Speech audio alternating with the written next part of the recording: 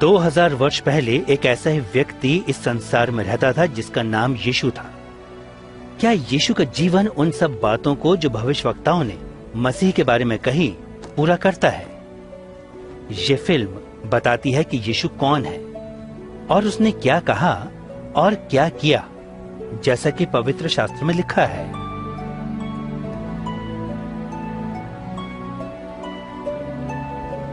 इस फिल्म में एक कलाकार ने यीशु का पात्र निभाया है। कोई भी इस योग्य नहीं है कि ये कार्य कर सके, लेकिन इस फिल्म को इसलिए बनाया गया है कि लोग यीशु के बारे में और उसके जीवन के बारे में जान सके और उस आशीष को जिसका वादा परमेश्वर ने किया है प्राप्त कर सकें।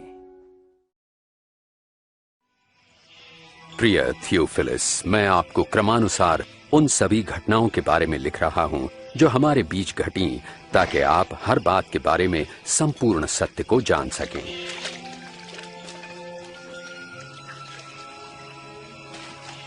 जिन दिनों अगस्तुस कैसर रोम का शासक और महान हेरोदेस यहूदिया का राजा था, परमेश्वर ने नासरत शहर की एक कुंवारी के पास जिब्राइल स्वर्गदूत को भेजा। उस कुंवारी का नाम था मरियम।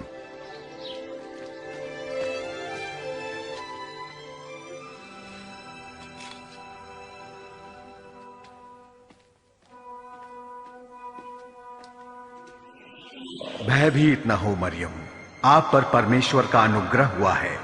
आप गर्भवती होंगी और एक पुत्र उत्पन्न होंगे और आप उनका नाम यीशु रखना। ये कैसे हो सकता है? मैं तो कुंवारी हूँ। पवित्र आत्मा आप पर उतरेगा, इस कारण वे पवित्र बालक परम प्रधान परमेश्वर के पुत्र कहलाएंगे तथा उनके राज्य का कभी अंत न होगा। मरियम यहूदिया के एक नगर अपनी चचेरी बहन एलिशिबा के पास गईं, जो स्वयं अद्भुत रूप से गर्भवती थीं। एलिशिबा, मरियम, बहन मरियम, तुम सब स्त्रियों में धन्य हो। धन्य है वो बालक जो तुम जनोगी, कि जैसे ही मैंने तुम्हारा प्रणाम सुना, बच्चा आनंद से मेरे गर्भ में उछल पड़ा। मेरा प्राण प्रभु की स्तुति करता है और मेरी आत्मा मेरे उद्धारकर्ता परमेश्वर में खुश हुई। अब से सब युग के लोग मुझे धन्य कहेंगे।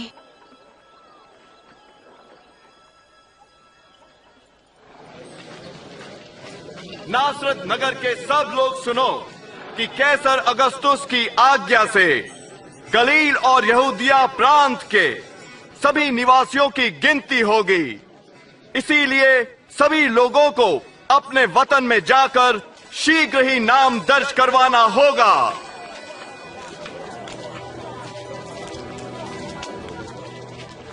और मरियम अपने मंगेतर यूसुफ के साथ नाम लिखाई के लिए यहूदिया के नगर बेतलहम गईं।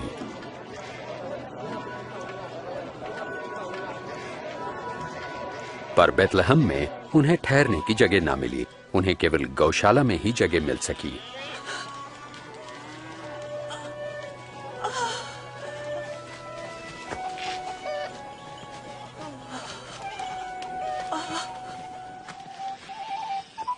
देश के उस भाग में कुछ चरवाहे रात के समय अपनी भेड़ों की देखभाल कर रहे थे।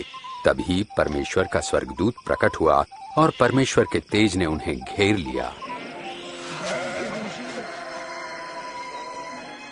आज के दिन दाऊद के नगर में तुम्हारे लिए एक उद्धारकर्ता जन्मे हैं, अर्थात मसीह प्रभु।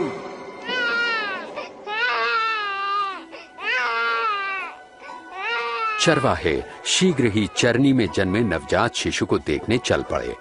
वे उन प्रथम लोगों में गिने गए जिन्होंने कुंवारी माता द्वारा उद्धारकर्ता के जन्म का सुसमाचार फैलाया।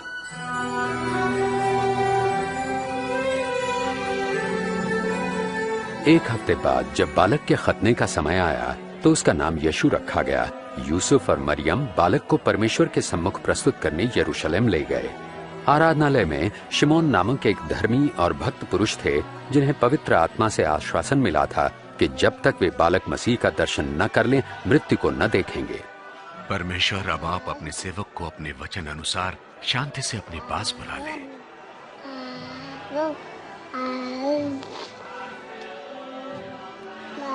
मेरी आंखों ने आज आपके उद्धार को देख लिया है।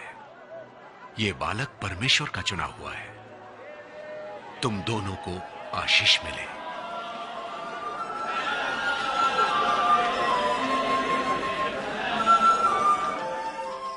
मूसा की व्यवस्थानुसार जब वे धार्मिक कर्तव्यों को पूरा कर चुके तो यरूशलेम से वापस नासरत लौट आए।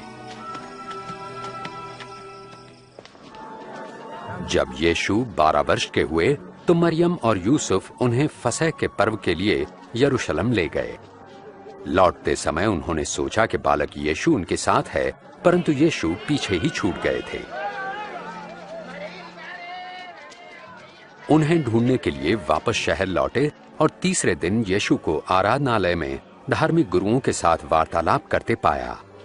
यह किसका पुत्र है जो ऐसे प्रश्न पूछता है? हम नासरत से हैं। हमने सोचा ये हमारे साथी है। कृपया आप इसे क्षमा कीजिए।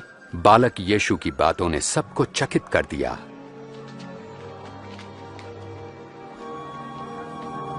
बेटा, तुमने हमारे साथ ऐसा क्यों किया? तुम्हें ढूंढते ढूंढते तुम्हारे पिताजी और मैं कितने चिंतित थे। आप मुझे क्यों ढूंढते थे? क्या आप नहीं जानते कि मुझे परमपिता के कार्यों को पूरा करना है?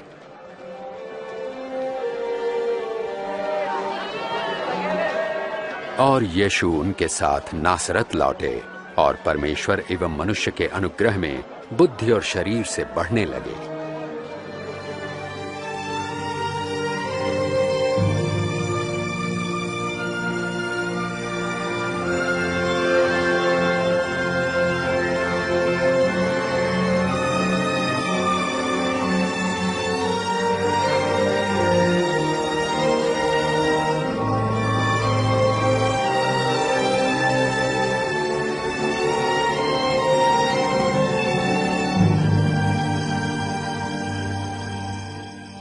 सम्राट तिबिरियुस के राज्य के 15वें वर्ष में पैंतुस पिलातुस यहूदिया का शासक था और हेरोदेस गलील का राजा।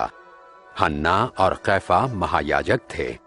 रेगिस्तान में परमेश्वर का वचन यूहन्ना को प्राप्त हुआ और वे यर्दन नदी के आसपास के प्रदेशों में पापों की क्षमा तथा पश्चाताप के बपतिस्मे का प्रचार करने लगे। अपने पापों से पश्चाताप करो और बपतिस्मा लो तो परमेश्वर तुम्हारे पाप क्षमा करेंगे, जैसे यशाया भविष्यवक्ता की पुस्तक में लिखा है। रेगिस्तान में कोई पुकार रहा है, प्रभु के लिए मार्ग तैयार करो, प्रभु की यात्रा के लिए सीधा मार्ग बनाओ। हर एक घाटी अवश्य भरी जाए, हर एक पहाड़ और टीला समतल किया जाए। टेढ़े मेढ़े मार्ग सीधे करो और उबड़ खाबड़ मार्ग सपाट, और सारी मानव जाति परमेश्वर के उद्धार को देखेगी। हम क्या करें? हाँ, हमें बताएं। सांप के बच्चों, बताइए हम क्या करें? हमें बताएं, हम किस मार्ग पर जाएं?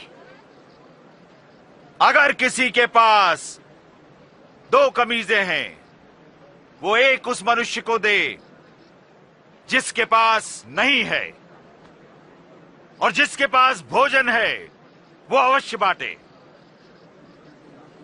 हे गुरु,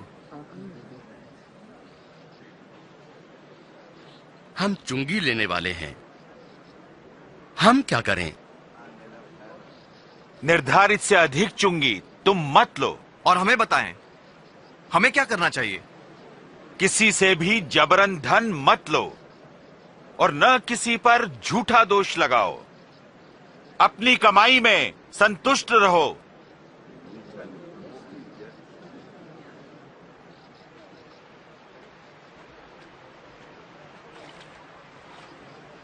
हमें बताएं, क्या आप मसीह हैं?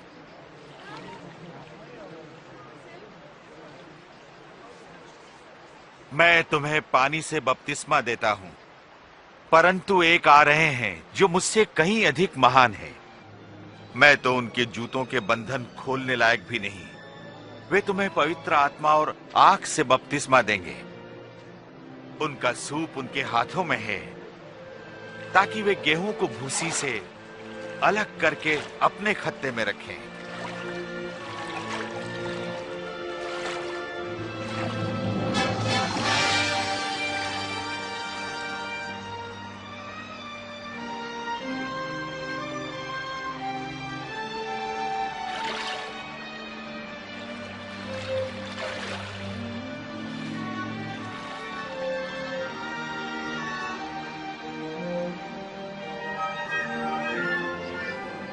और पवित्र आत्मा कबूतर के रूप में यीशु पर उतरा।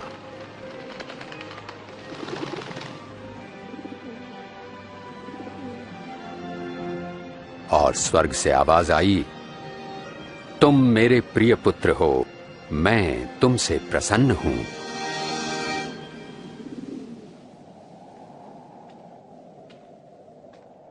लगभग 30 वर्ष की आयु में यीशु ने अपनी सेवा आरंभ की। पवित्र आत्मा से परिपूर्ण यीशु यरदन से लौटे। आत्मा से प्रेरित वो 40 दिन तक बयाबान में रहे, जहां शैतान उनकी परीक्षा करता रहा। इस बीच उन्होंने कुछ नहीं खाया।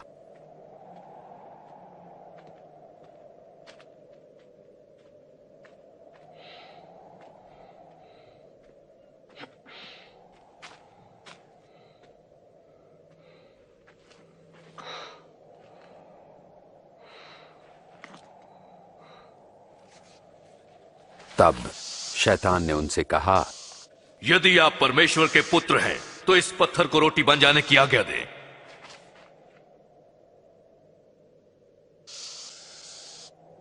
ये लिखा है, मनुष्य केवल रोटी ही से नहीं पर परमेश्वर के हर वचन से जीवित रहेगा।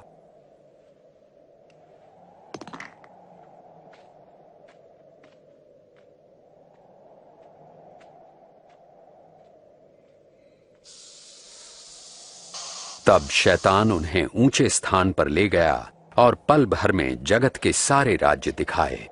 ये सब अधिकार और वैभव मैं आपको दूंगा। ये सब मुझे सौंपा गया है और जिसे मैं चाहूं उसे ये सब दे सकता हूं। यदि आप मुझे प्रणाम करें तो ये सब आपका हो जाएगा। यह भी लिखा है कि तुम प्रभु अपने परमेश्वर की उपासना करो और तुम केवल उन्हीं की सेवा करो।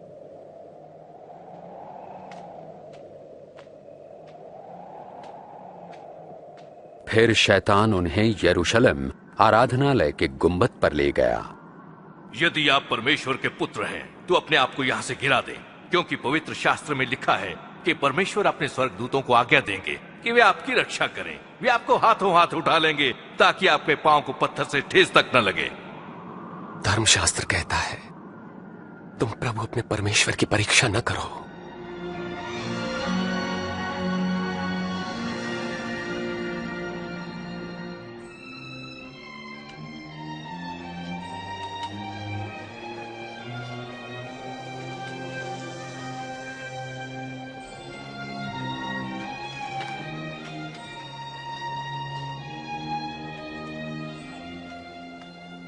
फिर यीशु नासरत आए, जहां वो पले बढ़े थे।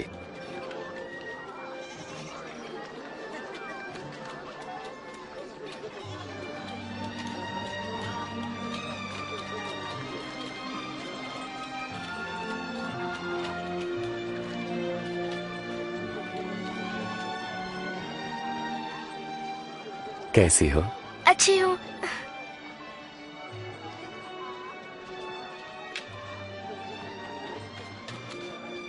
सब्बत यानी विश्राम के दिन नियमानुसार वे आराधनालय गए।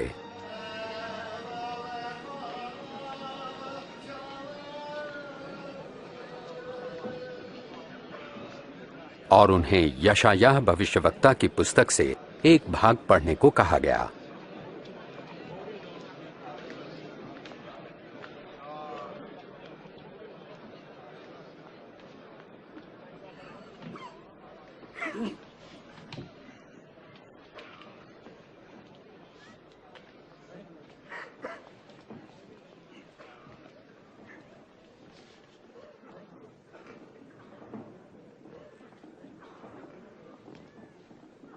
परमेश्वर का आत्मा मुझ पर है, क्योंकि उन्होंने मुझे दीनों को शुभ संदेश सुनाने के लिए चुना है। उन्होंने मुझे भेजा है कि मैं बंदियों को मुक्ति और अंधों को दृष्टि पाने का संदेश दूं, सताए हुए लोगों को मुक्त करने के लिए और यह घोषणा करने के लिए कि समय आ गया है जब परमेश्वर अपने लोगों को बचाएं। वे ठीक कहते हैं।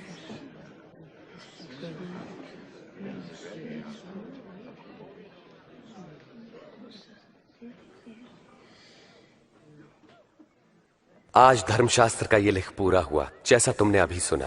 क्या परमेश्वर का वचन सच्चा ठहरा? ये प्रतिज्ञा तो केवल मसीह ही पूरा कर सकते हैं। हम कैसे जानेंगे? निसंदेह तुम मुझसे ये कहावत कहोगे, वैद्य जी स्वयं को चंगा करो। तुम मुझसे ये भी कहोगे अपने शहर में भी वही करो जैसा हमने सुना आपने कफरनहूम में किया। मैं तुमसे कहता हूं कि कोई भी भविष्यवक्ता अपने शहर में सम्मान नहीं पाता। इस प्रकार यीशु ने अपना परिचय परमेश्वर द्वारा अभिषिक्त संसार के उद्धारकर्ता के रूप में दिया, परंतु यहूदियों ने उन्हें मसीहा स्वीकार नहीं किया। उन्हें लोगों ने पहाड़ी से गिराना चाहा, परंतु वो भीड़ से निकलकर अपनी राह चले गए।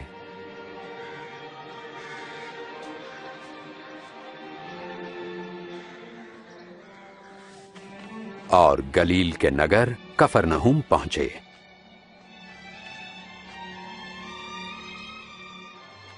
उस समय देश रोमी साम्राज्य के अधीन था और लोग उनके अत्याचार से छुटकारा पाने के लिए मसीहा की प्रतीक्षा में थे।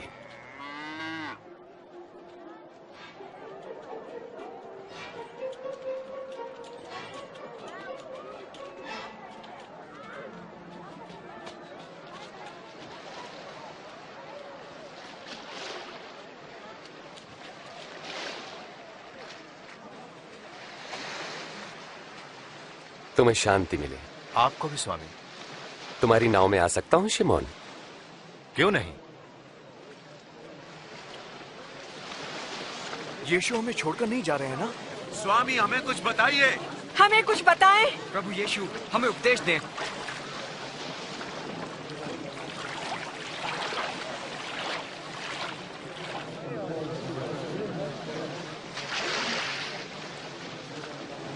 एक बार दो व्यक्ति प्रार्थना करने मंदिर गए। एक धार्मिक गुरु और दूसरा चुंगी लेने वाला था। धार्मिक गुरु अलग खड़ा होकर यूं प्रार्थना करने लगा, परमेश्वर मैं आपका धन्यवाद करता हूं कि मैं दूसरों की तरह लालची, बेईमान और व्यभिचारी नहीं। मैं आपका धन्यवाद करता हूं कि मैं इस चुंगी लेने वाले जैसा नहीं। सप्ताह में 2 बार उपवास रखता हूं, आमदनी का 10वां आपको देता हूं। परंतु चुंगी लेने वाले ने दूर ही खड़े होकर स्वर्ग की ओर आंखें उठाए बिना अपनी छाती पीट पीट कर यह कहा, हे परमेश्वर मुझ पापी पर दया कर। मैं तुमसे कहता हूं, धार्मिक गुरु नहीं परंतु यही चुंगी लेने वाला परमेश्वर की दृष्टि में धर्मी ठहरा और अपने घर गया। जो अपने आप को बड़ा मानेगा वो छोटा किया जाएगा, परंतु जो अपने आप को छोटा मानेगा वो बड़ा किया जाएगा। अपनी नाव को वहां गहरे पानी में ले चलो और अपने साथियों के साथ मछलियों के लिए जाल डालो। ओ स्वामी, हमने सारी रात कड़ा परिश्रम किया परंतु कुछ न पकड़ा।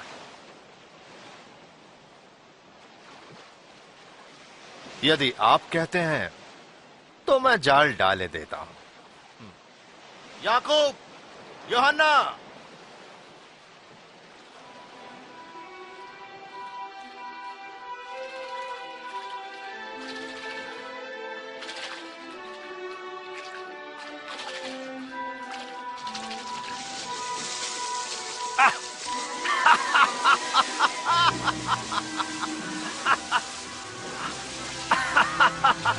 याकूब, यूहन्ना, अपनी नाव इधर ले और हमारी सहायता करो, जल्दी। हम नहीं आ सकते, बहुत काम है।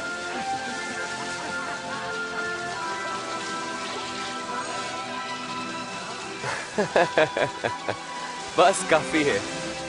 इतनी मछलियां बहुत हैं।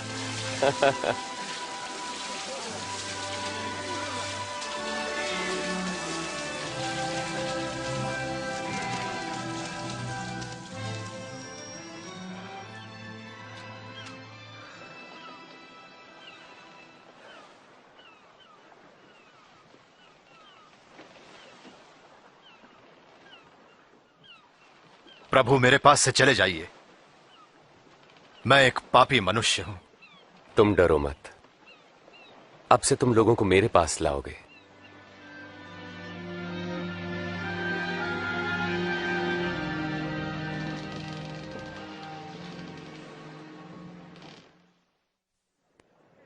मेरे पास आओ और मेरे वचन सुनो, मेरी मानो और तुम जीवन पाओगे। प्रभु को खोजो जब तक वो मिल सके, उन्हें पुकारो जबकि वो पास है। दुष्ट अपनी दुष्टता और अधर्मी अपने बुरे विचार छोड़कर परमेश्वर के पास आएं और वे उन पर दया करेंगे और उन्हें पूर्ण क्षमादान देंगे। तुम आनंदित रहोगे और तुम्हें शांति मिलेगी। वे आ रहे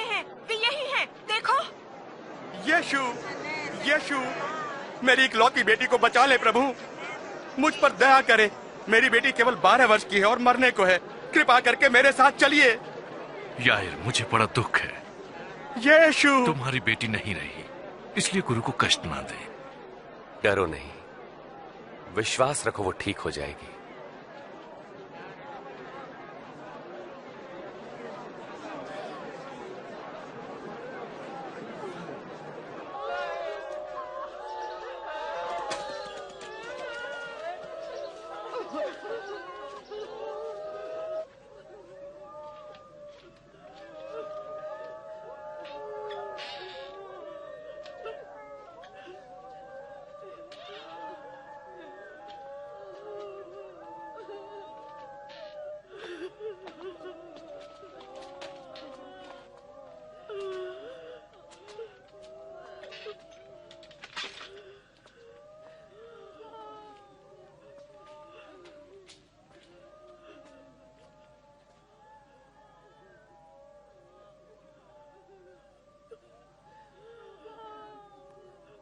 तुम रो मत, वो मरी नहीं है, वो तो बस सो रही है।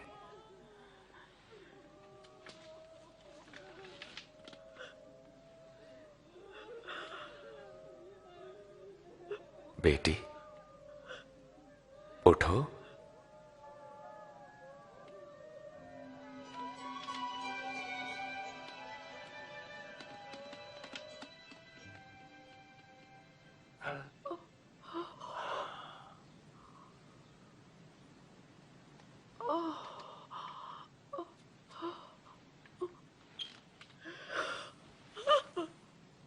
इसे कुछ खाने को दो।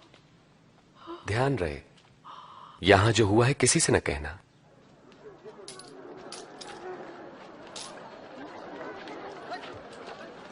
उसके बाद उसने चुंगी लेने वाले मत्ती लेवी को चुंगी स्थल पर बैठे देखा।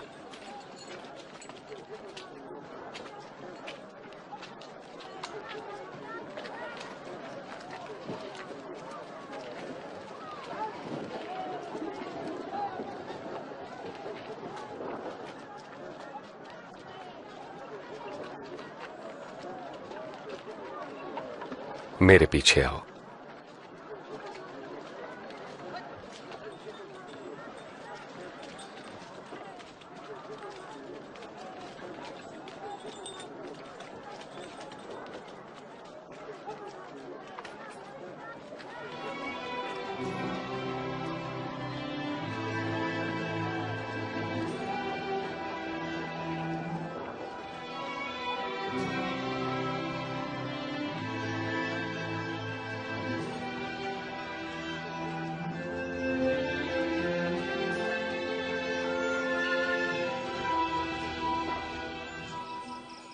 और यीशु प्रार्थना करने पहाड़ी पर गए, जहां वे सारी रात परमेश्वर से प्रार्थना करते रहे।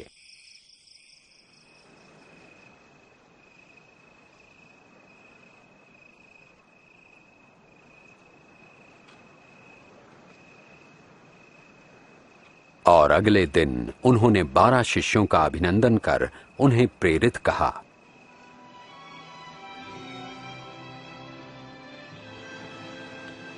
शिमोन, जिसे उन्होंने पतरस नाम दिया, और उसका भाई आंद्रियास, याकूब,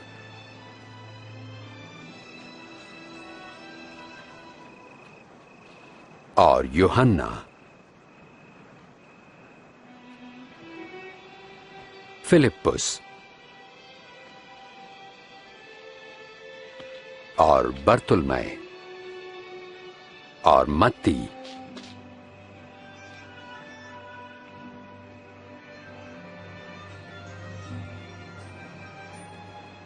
और थोमा, याकूब हल्फई का पुत्र,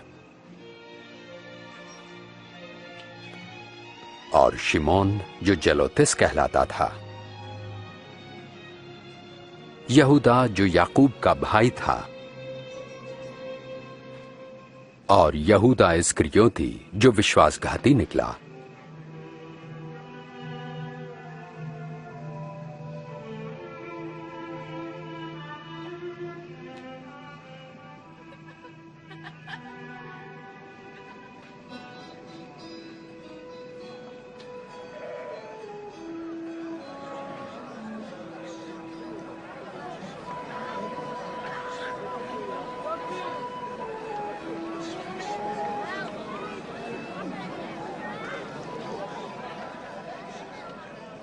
धन्य हो तुम जो दीन हो, परमेश्वर का राज्य तुम्हारा है। धन्य हो तुम जो भूखे हो, क्योंकि तुम तृप्त किए जाओगे। धन्य हो तुम जो रोते हो, तुम हर्षित होगे। धन्य हो तुम जब लोग धिक्कारें, नकारें और अपमानित करें और मेरे कारण तुम्हें बुरा कहें। जब ऐसा हो तो तुम आनंदित और मगन होना, क्योंकि तुम्हारे लिए स्वर्ग में बड़ा प्रतिफल है। उनके पूर्वजों ने भी भविष्यवक्ताओं के साथ ऐसा ही किया।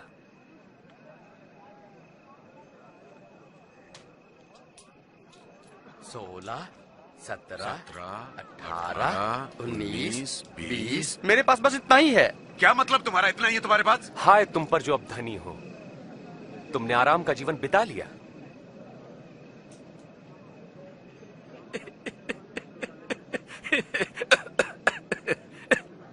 जो धनी ना बनना चाहे वो कोई पागल ही होगा। हाय तुम पर जो अब हंसते हो, तुम रोगे और विलाप करोगे। अफसोस जब लोग तुम्हारी बड़ाई करें, क्योंकि उनके पूर्वजों ने भी झूठे भविष्यवक्ताओं के लिए यही किया। पर मैं तुम लोगों से कहता हूं, शत्रुओं से प्रेम रखो, घृणा करने वालों का भला करो, जो श्राप दे उन्हें आशीष दो, बुरा करने वालों के लिए प्रार्थना करो।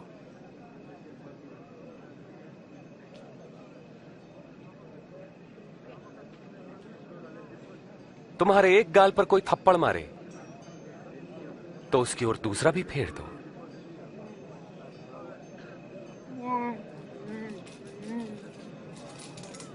कोई तुम्हारा अंगर खा ले तो अपनी कमीज भी उसे दे दो।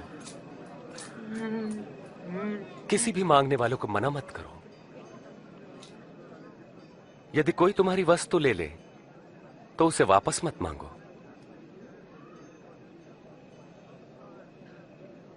तुम वही करो जैसा व्यवहार तुम दूसरों से चाहते हो।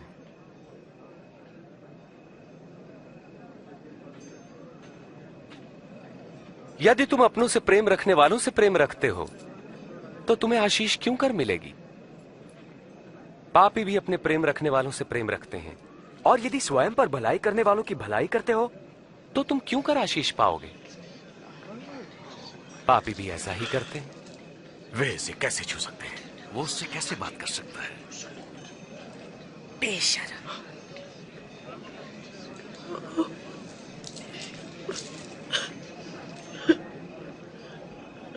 नहीं, शत्रुओं से प्रेम रखो, उनका भला करो, उधार देकर वापसी की आशा न रखो, तब तुम्हें बड़ा प्रतिफल मिलेगा। तुम परम प्रधान परमेश्वर की संतान ठहरोगे। वो दुष्टों और आभार न मानने वालों पर भी कृपालु है। दयावंत बनो जैसा तुम्हारा परम पिता दयावंत है। यीशु हमें बचाइए। आरोप मत लगाओ तो तुम पर भी नहीं लगेगा। दोष मत लगाओ तो तुम पर भी दोष नहीं लगेगा। क्षमा करो तो तुम्हें भी क्षमा मिलेगी। प्रभु हमें अपने मार्ग पे चलाएं।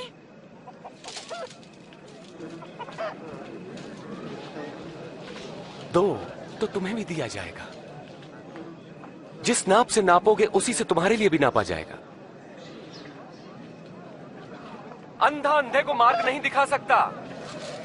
ऐसा करने पर दोनों ही गड्ढे में गिरेंगे। अपने भाई की आंख के तिनके को क्यों देखते हो जबकि अपनी ही आंख का लट्ठा नहीं देख पाते?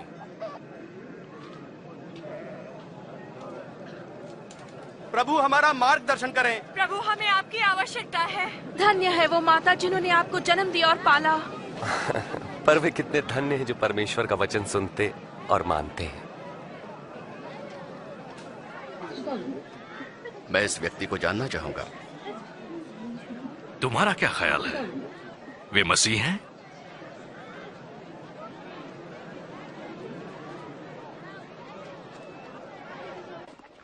इस धर्मगुरु ने यीशु को रात्रि भोज पर बुलाया। यीशु उनके घर गए और भोजन करने बैठे। चलो बच्चों, यहां से चले जाओ। तुमने सुना नहीं? जाओ। बड़े शरारती हैं ये बच्चे।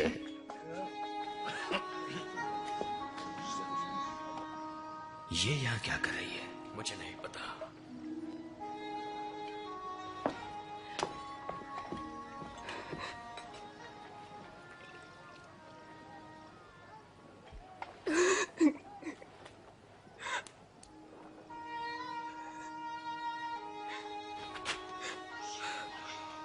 ये कर क्या रही है?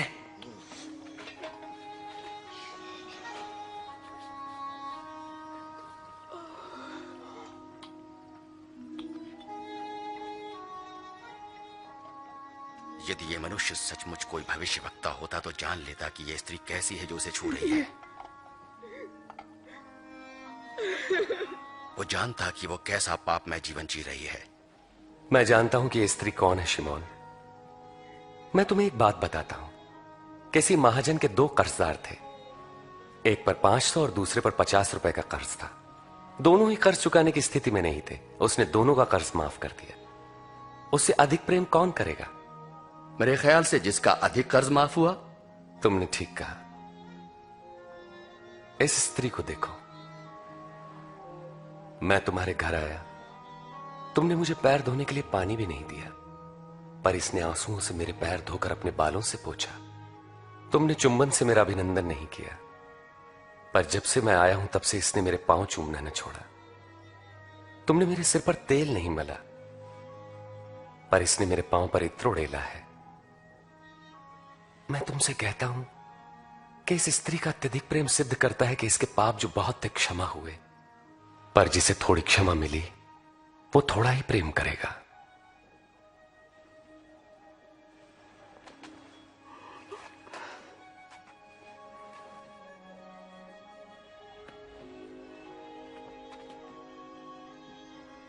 तुम्हारे पाप क्षमा हुए। तुम्हारे विश्वास ने बचा लिया। शांति से जाओ।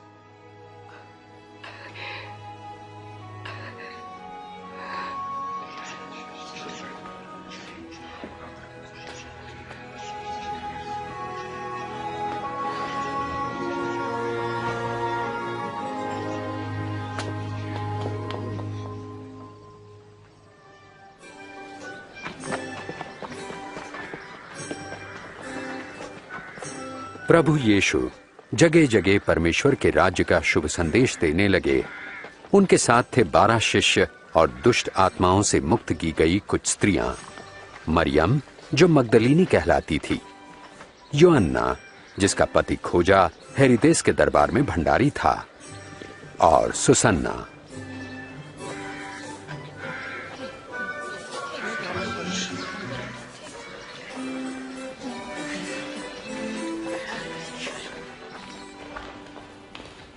गलील के शासक हेरोदेस ने यूहन्ना बपतिस्मा देने वाले को बंदीगृह में डलवा दिया, क्योंकि यूहन्ना ने उसके द्वारा अपनी भाभी से विवाह की निंदा की थी।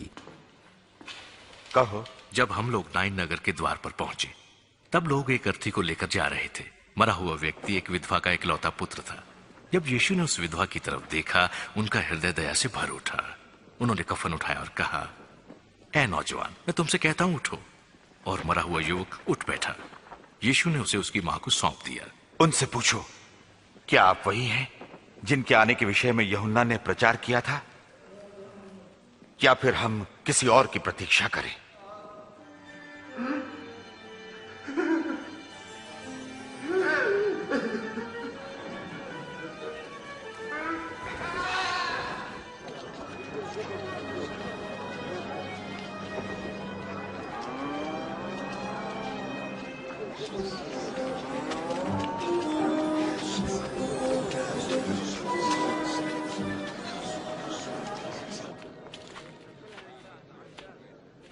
गुरुजी,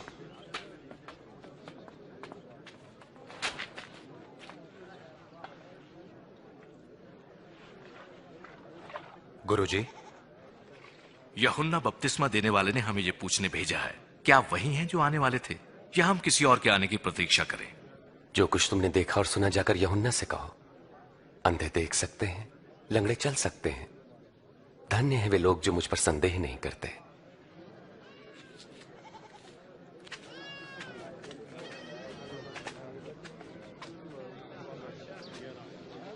कृपया मुझे उठा लीजिए।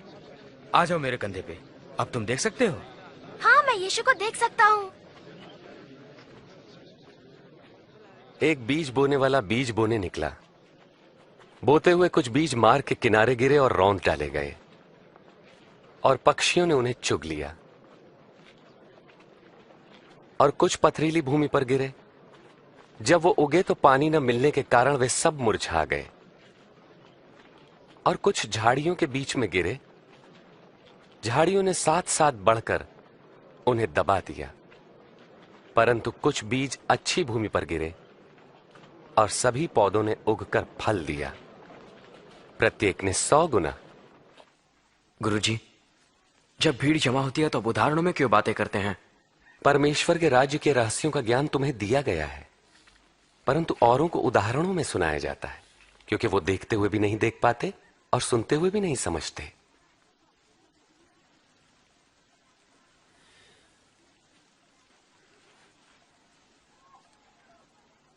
इस उदाहरण का अर्थ यह है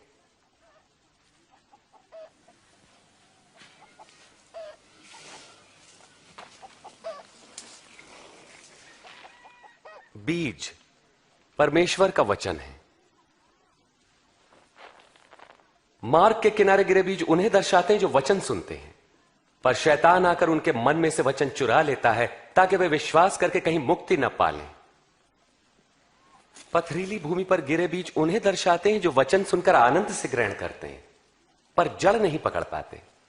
वो कुछ देर तक विश्वास करते हैं और परीक्षा की घड़ी आने पर टिक नहीं पाते। झाड़ियों में गिरे बीज उन्हें दर्शाते हैं जो वचन सुनते हैं, परंतु जीवन की चिंताओं, धन, मोह व भोग विलास में फंसने से उनके फल कभी नहीं पकते। वे बीज जो अच्छी भूमि पर गिरे उन लोगों के प्रतीक हैं जो वचन सुनकर उसे भले और आज्ञाकारी मन से ग्रहण करते हैं और फलवंत होने तक उन्हें संभाले रखते हैं।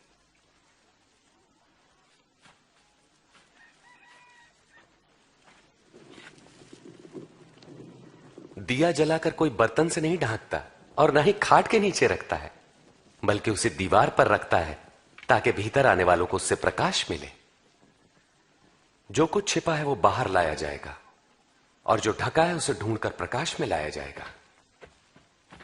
इसलिए सचेत रहो कि तुम कैसे सुनते हो, क्योंकि जिसके पास है उसे और दिया जाएगा और जिसके पास नहीं है उससे वो भी ले लिया जाएगा जो उसके पास है। गुरुजी, आपकी माता और भाई वहां बाहर खड़े हैं, आपसे मिलना चाहते हैं। मेरी मां और मेरे भाई वे हैं जो परमेश्वर का वचन सुनते और मानते हैं।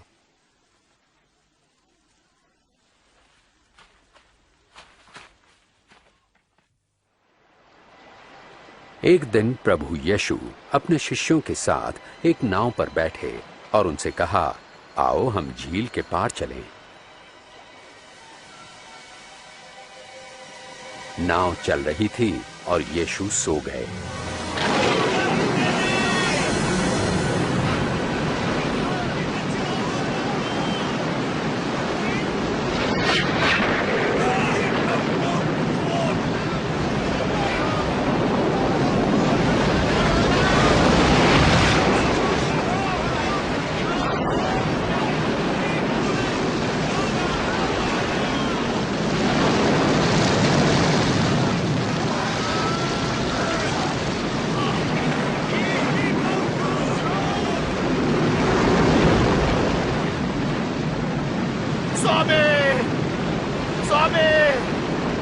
प्रभु यीशु, हम नाश हुए जाते हैं, हमें लहरें घेर रही हैं, हम डूब जाएंगे, हमें बचाइए।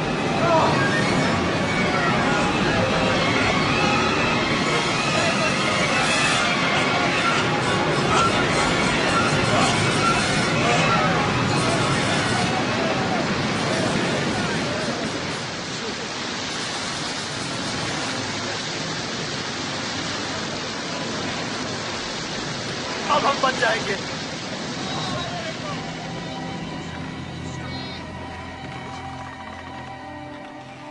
कहां गया तुम्हारा विश्वास?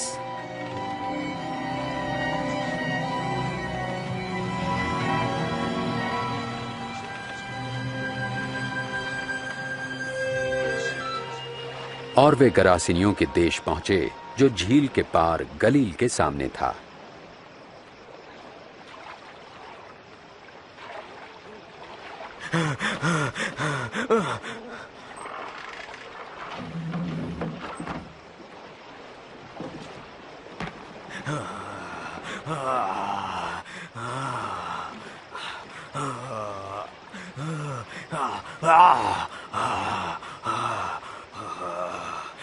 यीशु, परम प्रधान परमेश्वर के पुत्र,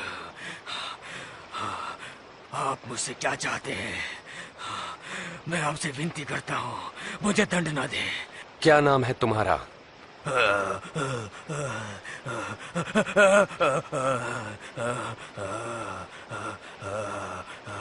सेना। प्रभु विनती करते हैं हमें नरक कुंड में ना भेजें, पर सुअरों के उस झुंड में भेज दें।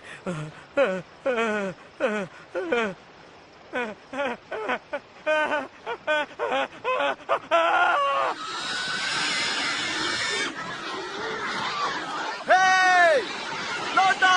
रुको! रुको! और दुष्ट आत्माएं उसमें से निकलकर आ जाओ! सुअरों में समा गई।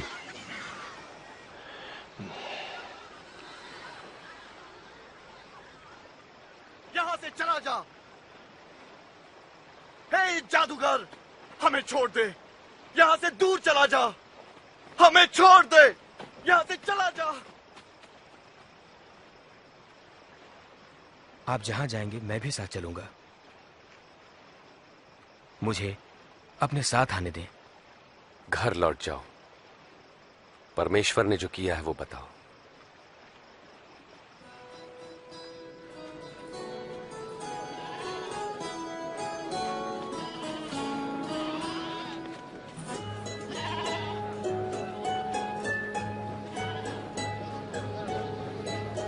प्रभु यीशु व उनके शिष्य भीड़ से अलग होने के लिए बेत्सैदा पहुंचे।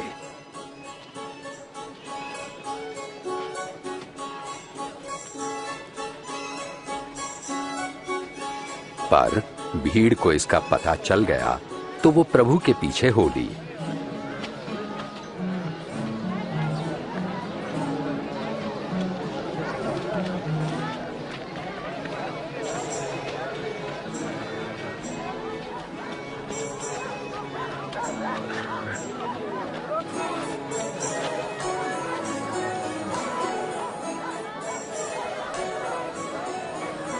शाम को पतरस ने कहा, स्वामी, इन लोगों को भेज दें कि वे आसपास के गांवों और बस्तियों में जाकर अपने लिए भोजन और रहने की जगह ढूंढ सके। ये एक सुनसान जगह है।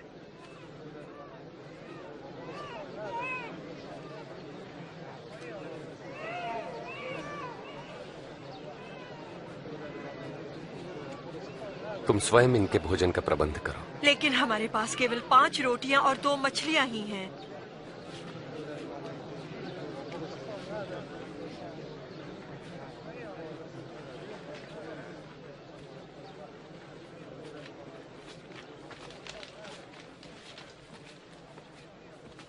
धन्य है आप प्रभु परमेश्वर, सृष्टि के मालिक, जो धरती पर अन्न उपजाते हैं।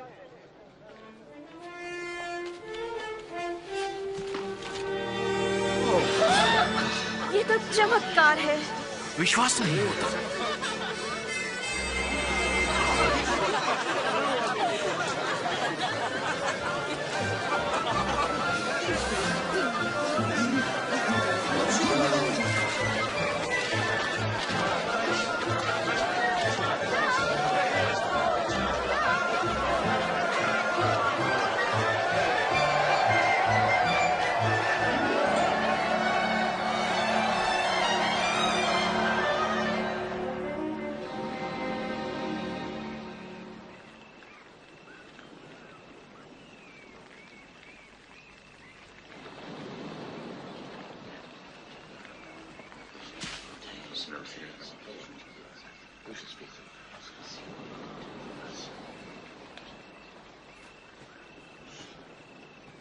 लोग मेरे बारे में क्या कहते हैं? कई आपको यूहन्ना बपतिस्मा देने वाला कहते हैं, तो कोई आपको एलिया भी कहते हैं, और कितनों का तो ये कहना है कि कोई प्राचीन भविष्यवक्ता फिर जी उठे हैं।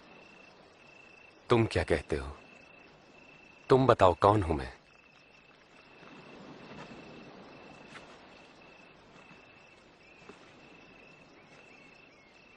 आप परमेश्वर के मसीह हैं।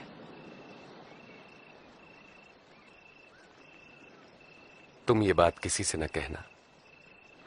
मेरे लिए अवश्य है कि मैं दुख उठाऊं, तिरस्कृत किया जाऊं और जान से मार डाला जाऊं, परंतु तीसरे दिन मृतकों में से जी उठूं।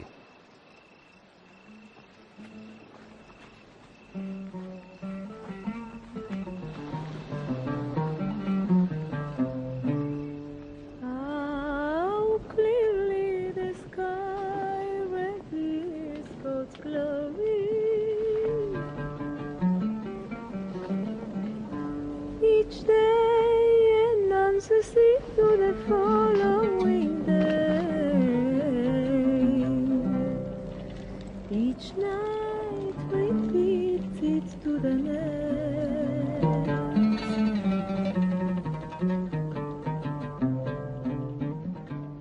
क्या तुम में से कोई मेरे साथ आएगा? मैं आपके पीछे चलूंगा गुरुजी, पर पहले जाके अपने घर वालों से विदा ले लूं। जो कोई अपना हाथ हल पर रखकर पीछे देखता वो परमेश्वर के राज्य के योग्य नहीं। यदि कोई मेरे साथ चलना चाहता है तो वो स्वयं से इनकार करे और प्रतिदिन अपना क्रूस उठाकर मेरे पीछे हो ले। क्योंकि जो कोई अपने प्राण बचाना चाहेगा वो उसे खोएगा, और जो कोई मेरे लिए अपने प्राण खोएगा वो उसे बचाएगा। यदि मनुष्य सारे जगत को प्राप्त कर अपने प्राण खो दे तो क्या लाभ? जो कोई मुझसे और मेरी शिक्षाओं से लजाता है तो मैं भी अपनी और पिता की व स्वर्गदूतों की महिमा सहित जब आऊंगा तो उस मनुष्य से लजाऊंगा।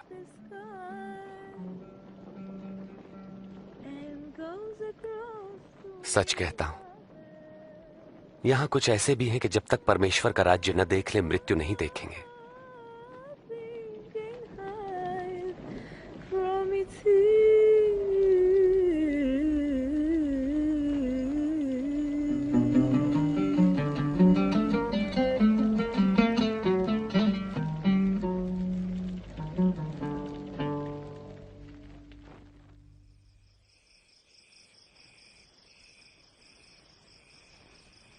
तब प्रभु यीशु यूहन्ना, याकूब और पतरस के साथ पहाड़ पर प्रार्थना के लिए गए।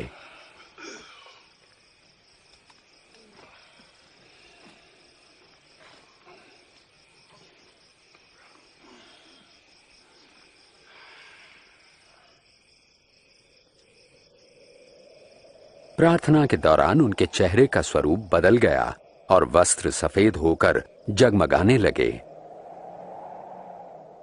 अचानक स्वर्गीय महिमा से परिपूर्ण भविष्यवक्ता मूसा और एलिया प्रभु यीशु से बातें करने लगे। आप परमेश्वर का उद्देश्य पूरा करेंगे। आपकी मृत्यु यरूशलेम में होगी।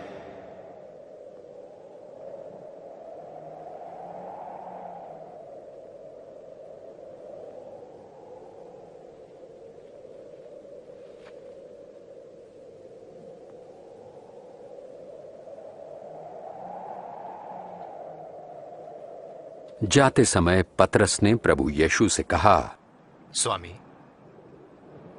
ये कितना अच्छा है कि हम यहां पर हैं। हम 3 मंडप बनाएंगे, एक आपके लिए। पतरस ये कह ही रहा था कि एक बादल ने उन्हें घेर लिया और शिष्य डर गए और बादलों से आवाज आई, ये मेरा पुत्र है जिसे मैंने चुना है, इसकी सुनो।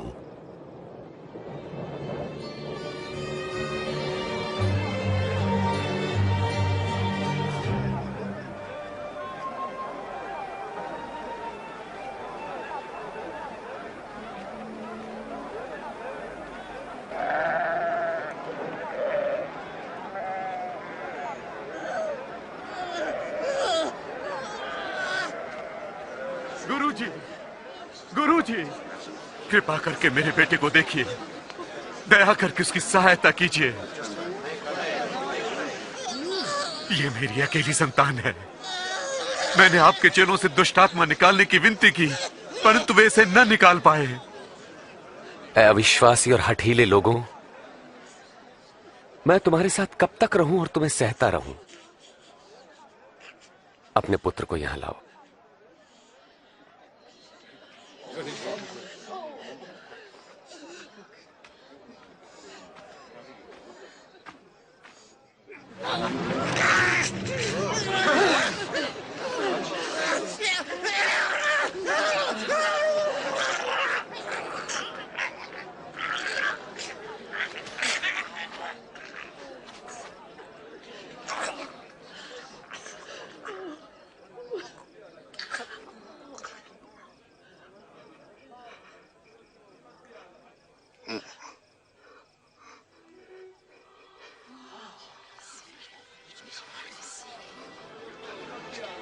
अरे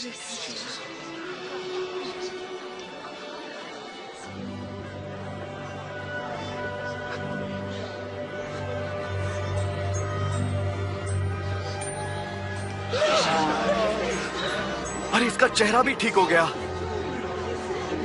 विश्वास नहीं होता।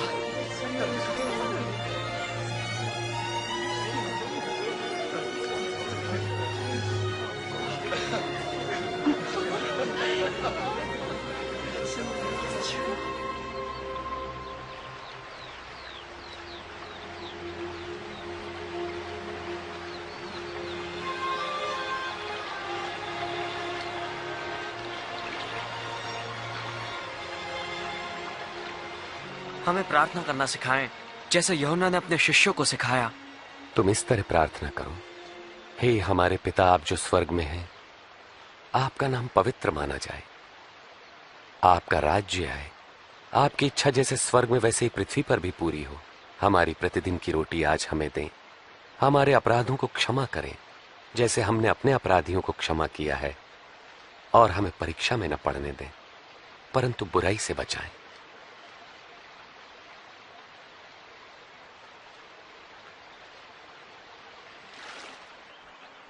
मांगो तो तुम्हें दिया जाएगा, ढूंढो तो तुम पाओगे, खटखटाओ तो तुम्हारे लिए द्वार खोला जाएगा। क्योंकि जो मांगता है उसे दिया जाता है, और जो ढूंढता है वो पाता है, और जो खटखटाता है उसके लिए द्वार खोला जाता है।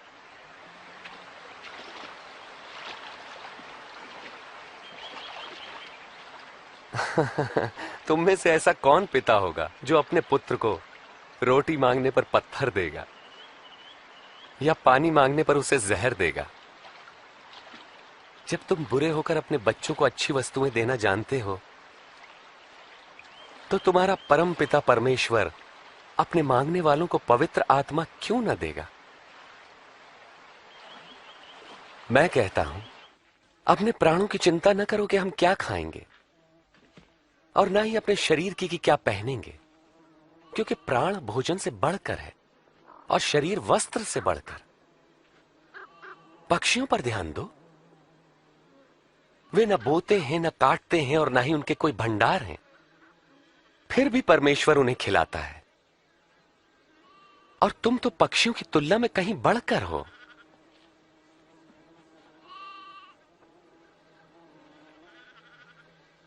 तुम में से कौन चिंता करके अपनी आयु बढ़ा सकता है?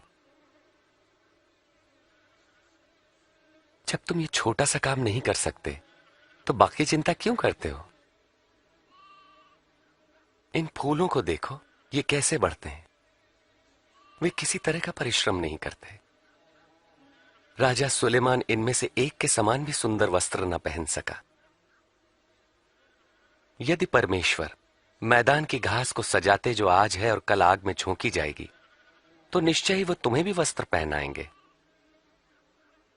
हे अल्पविश्वासियों, हमारे विश्वास को बढ़ाएं। यदि तुम्हारा विश्वास राई के दाने के बराबर भी होता तो तुम इस पेड़ से कहते कि जड़ से उखड़कर समंदर में जा लग, तो ये तुम्हारी बात मान लेता।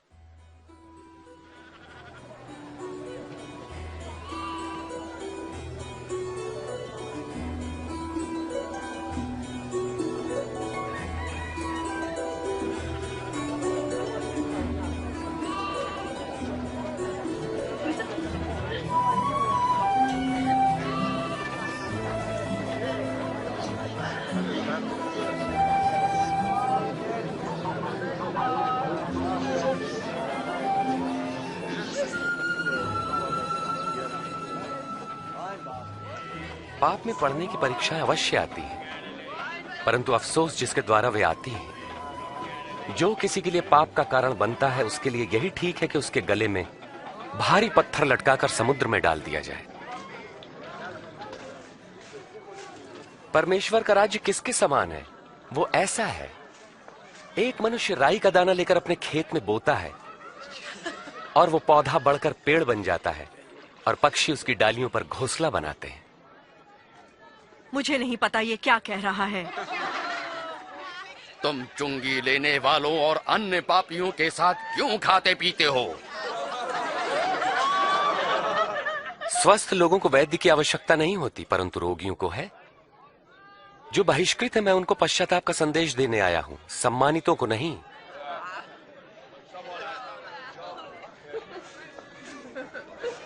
हमें स्वर्ग के राज्य के बारे में बताएं। क्या और भी कुछ है? ऐ मेरे लोगों, भयभीत ना हो। परम पिता की यह इच्छा है कि तुम्हें राज्य दें। अपना सब कुछ बेचकर पैसा गरीबों को दान कर दो और ऐसे बटुए बनाओ जो फटते नहीं। स्वर्ग में धन इकट्ठा करो जहां वो घटता नहीं, क्योंकि कोई चोर वहां नहीं पहुंच सकता, न ही कीड़ा उसे नष्ट कर सकता है। जहां तुम्हारा धन होगा वहीं तुम्हारा मन भी लगेगा।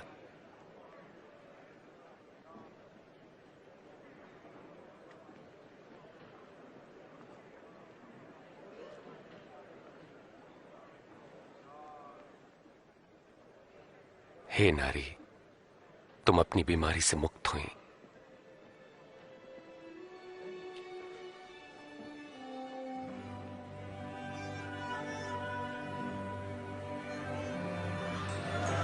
देखो, देखो ये चंगी हो गई। ये तो चमत्कार है। देखो ये चंगी हो गई। आओ देखो। परमेश्वर की महिमा हो। 18 साल परमेश्वर आपको सुखी रखे। हफ्ते में 6 दिनों तक हम काम कर सकते हैं, तो चंगाई के लिए हम इनमें से किसी भी दिन आ सकते हैं, मगर विश्राम के दिन नहीं। अरे कपटियों, क्या विश्राम के दिन तुम में से हर कोई अपने गधे या बैल को खोलकर उन्हें पानी पिलाने नहीं ले जाता? और यहां पर यह स्त्री जो अब्राहम के वंश से है, जो 18 वर्ष तक शैतान के बंधन में थी, क्या विश्राम के दिन उसे मुक्त करना उचित न था?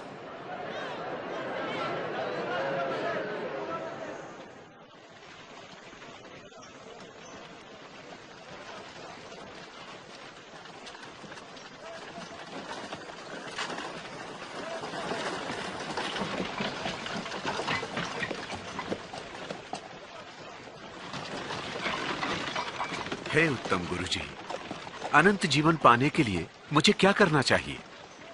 तुम मुझे उत्तम क्यों कहते हो? कोई भी उत्तम नहीं परमेश्वर के सिवा। तुम आज्ञाएं तो जानते हो। व्यभिचार न करना, हत्या न करना, किसी पर झूठे आरोप न लगाना, अपने माता पिता का आदर करना। परंतु ये सभी आज्ञाएं तो मैं बचपन से ही मानता आया हूं। तुम्हारे लिए भी एक काम करना आवश्यक है। अपना सब कुछ बेचकर धन गरीबों को बांट दो, तुम्हें स्वर्ग में धन मिलेगा। फिर मेरे पीछे हो लो। मगर हम तो व्यापारी हैं, बहुत धनवान। धनवान का परमेश्वर के राज्य में प्रवेश कितना कठिन है।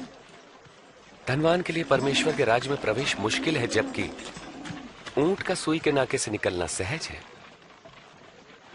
तो फिर कौन मुक्ति पा सकता है? जो मनुष्य के लिए असंभव है वो परमेश्वर के लिए संभव है। वास्तव में कहां होगा ये परमेश्वर का राज्य? परमेश्वर का राज्य प्रकट रूप से नहीं आता। कोई ये नहीं कह सकता कि देखो ये यहां है या वहां है, क्योंकि परमेश्वर का राज्य तुम में है। वो समय आएगा जब तुम परमेश्वर के पुत्र के आगमन का दिन देखना चाहोगे, पर देख ना पाओगे। जैसे बिजली आकाश की एक ओर से दूसरी ओर तक प्रज्वलित होती है, वैसे ही परमेश्वर का पुत्र भी प्रकट होगा। परंतु पहले उसे बहुत दुख उठाना होगा और इस युग के लोग उसका तिरस्कार करेंगे।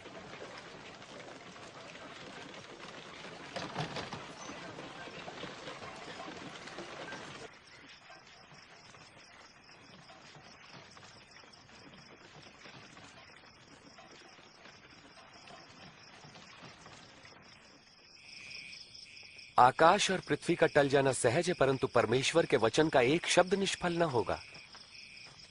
मैं कहता हूं, जो तुम देखते और सुनते हो, बहुत से भविष्यवक्ताओं और राजाओं ने देखना और सुनना चाहा, परंतु ऐसा न कर सके। हम क्या करें? धर्मशास्त्र क्या कहता है? इसका क्या अर्थ है?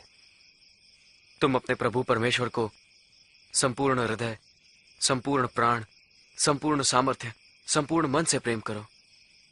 पड़ोसी को अपने समान प्रेम करो। तुमने ठीक कहा, यही करो तो जीवित रहोगे। मेरा पड़ोसी कौन है? वे सैनिक तो नहीं? क्या राजा होगा? एक बार एक मनुष्य यरूशलेम से यरीहो जा रहा था। तब डाकुओं ने हमला किया और लूटकर उसे अधमरा छोड़कर चले गए। तब एक धर्मगुरु वहां से गुजरा और उसे देखकर वहां से कतरा कर चला गया। इसी प्रकार एक पुरोहित भी वहां से निकला, पास आया, उस व्यक्ति को देखा और मुंह फेर कर चला गया। परंतु एक दलित ने मार्ग से गुजरते समय उस घायल मनुष्य को देखा और उसका हृदय दया से भर गया। उसने घायल के पास जाकर घावों को साफ किया, फिर उसे अपनी सवारी पर बैठाकर वो एक सराय में ले गया जहां उसकी सेवा टहल की। दूसरे दिन मालिक को कुछ रुपए देकर उसकी देखभाल करने को कहा और कहा, जो कुछ खर्च आएगा मैं लौटने पर तुम्हें दे दूंगा। इन तीनों में से किसने डाकुओं द्वारा लुटे व्यक्ति से अच्छे पड़ोसी का फर्ज निभाया? जिसने उस पर दया की। फिर तुम भी यही करो। बच्चों को मेरे पास आने दो और उन्हें मना मत करो, क्योंकि परमेश्वर का राज्य ऐसों का ही है। मैं तुमसे सच कहता हूं, जो कोई परमेश्वर के राज्य को एक बालक की तरह ग्रहण नहीं करता, वो उसमें कभी प्रवेश न करेगा। जो कोई मेरे नाम से इस बालक का स्वागत करता है, मेरा करता है। जो मुझे स्वीकार करता है, मेरे भेजने वाले को करता है। तुम में सबसे छोटा ही सबसे महान है।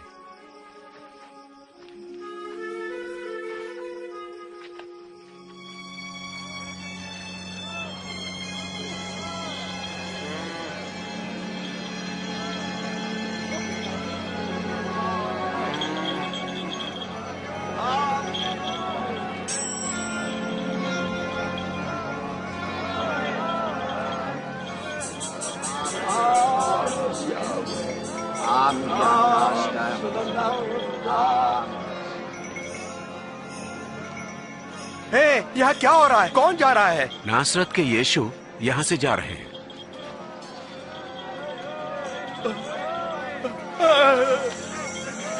यीशु, प्रभु यीशु, हे दाऊद की संतान, मुझ पर दया करे।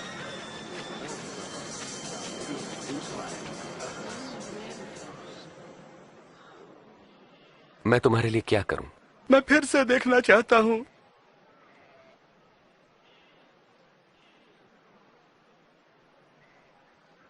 तो देखो, तुम्हारे विश्वास ने तुम्हें चंगा किया। मैं देख सकता हूं, मुझे दिखाई पड़ रहा है, मैं देख रहा हूं। यीशु,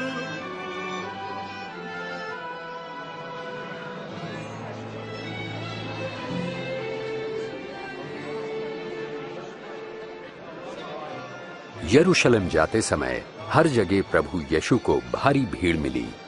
लोग उनसे उद्धार का मार्ग और परमेश्वर के राज्य के बारे में और जानना चाहते थे।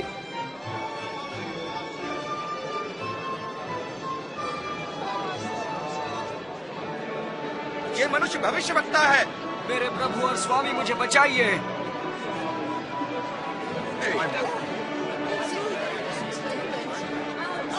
हे प्रभु, हमें बचाए, हमें बचाए। प्रभु की स्तुति हो।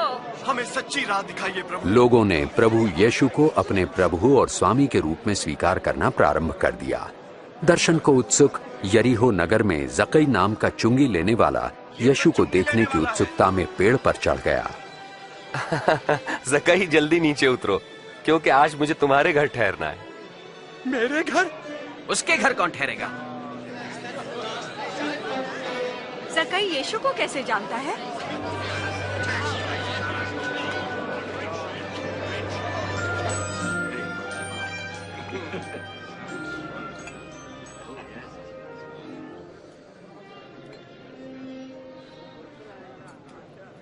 सुनो, मैं अपनी संपत्ति का आधा भाग गरीबों को दे दूंगा। अगर मैंने किसी को ठगा है तो मैं उसे 4 गुना लौटा दूंगा।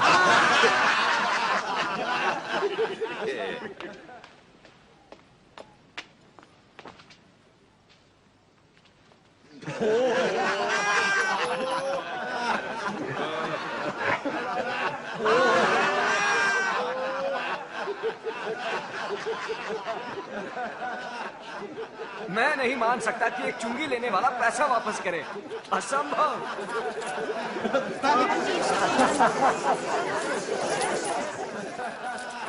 आज इस घर में मुक्ति आई है। ये मनुष्य भी इब्राहिम के वंश से ही है।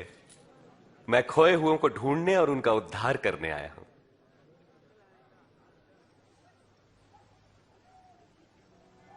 सुनो, हम यरूशलेम जा रहे हैं, जहां मेरे विषय में की गई भविष्यवक्ताओं की हर भविष्यवाणी पूरी होगी। मुझे अन्य जातियों के हाथ सौंपा जाएगा। वे मेरा उपहास करेंगे, मुझे अपमानित कर मुझ पर थूकेंगे, कोड़े लगाएंगे और मार डालेंगे, परंतु तीसरे दिन मैं जी उठूंगा।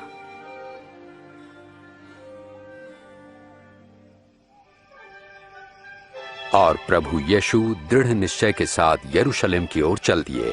हालांकि वे जानते थे कि उन्हें मानव जाति के पापों के लिए अपने प्राण देने होंगे, फिर भी वे यरूशलेम की ओर बढ़ते गए। बहुत से लोग उनके आगमन पर आनंदित हुए और उन्हें अपना राजा मान लिया।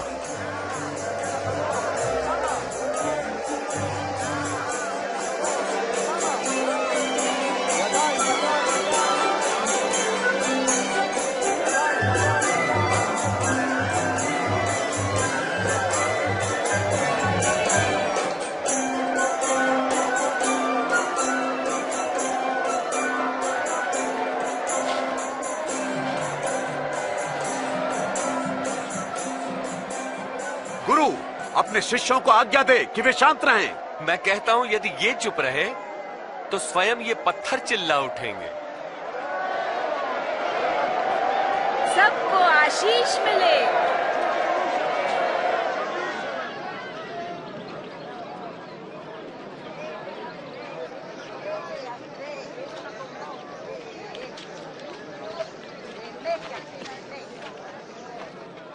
प्रभु यीशु यरूशलेम के निकट पहुंचे।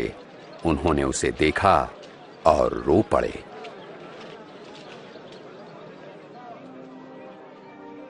भला होता यदि तू आज अपनी शांति का मार्ग जान लेता, परंतु तू इसमें असफल रहा। वे दिन आएंगे जब तेरे शत्रु मोर्चा बांधकर तुझे घेर लेंगे और चारों ओर से तुझ पर प्रहार करेंगे। इन्हीं दीवारों के बीच तुझे तबाह कर देंगे, तुझे और तेरे लोगों को, और वो पूरी तरह तेरा सर्वनाश करके रहेंगे, क्योंकि तूने अपने अनुग्रह के समय को नहीं पहचाना।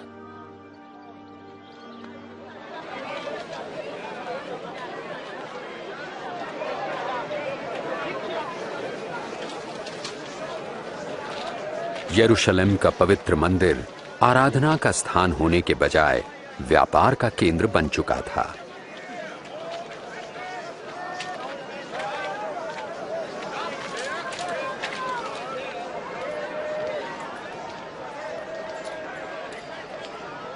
पाँच, 6, 7, 8, 9, 10, 11, 12, 13, 14, 15, 16, 17, 18, 19, 20, 21, 22, 23, 24, 25, 26, 27, 28।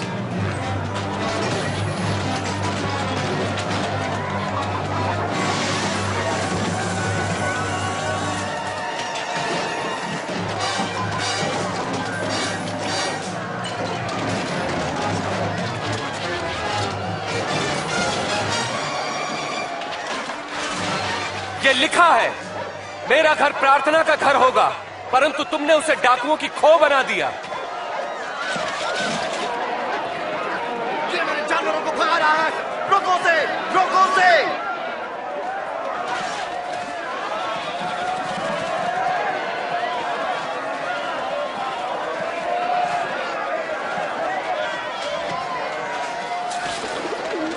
पहरेदारों को बुलाओ, जल्दी बुलाओ।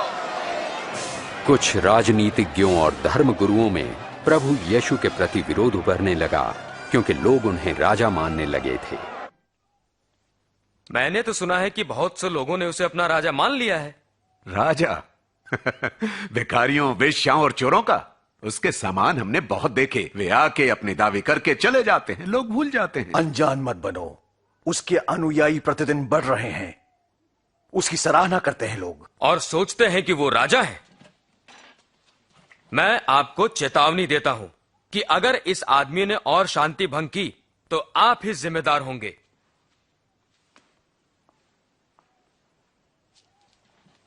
शायद इसे ही कहते हैं, हमें गलीली का सामना करना होगा। और जैसे जैसे धर्मगुरुओं और शास्त्रियों के पाखंडी वर्ग के प्रति यीशु का तिरस्कार बढ़ने लगा, यहूदियों में उनके अनुयायी भी बढ़ने लगे। दूसरी तरफ उन लोगों का भी विरोध बढ़ा जिनकी उन्होंने आलोचना की थी। प्रभु यीशु ने मंदिर में एक निर्धन विधवा को 2 तांबे के सिक्के डालते देखा। ज्यादा नहीं दे सकती? मैं कहता हूं, इस निर्धन विधवा ने सबसे ज्यादा दान दिया है, क्योंकि दूसरों ने अपने बहुत से धन में से थोड़ा सा दिया है, परंतु इसने गरीब होते हुए भी अपनी सारी जीविका और पूंजी दे दी। हमें बताइए, आपको ऐसा कहने का क्या अधिकार है? किसने दिया आपको यह अधिकार? अब मैं तुमसे एक प्रश्न पूछता हूं, यूहन्ना को बपतिस्मा देने का अधिकार परमेश्वर से मिला था या मनुष्य से?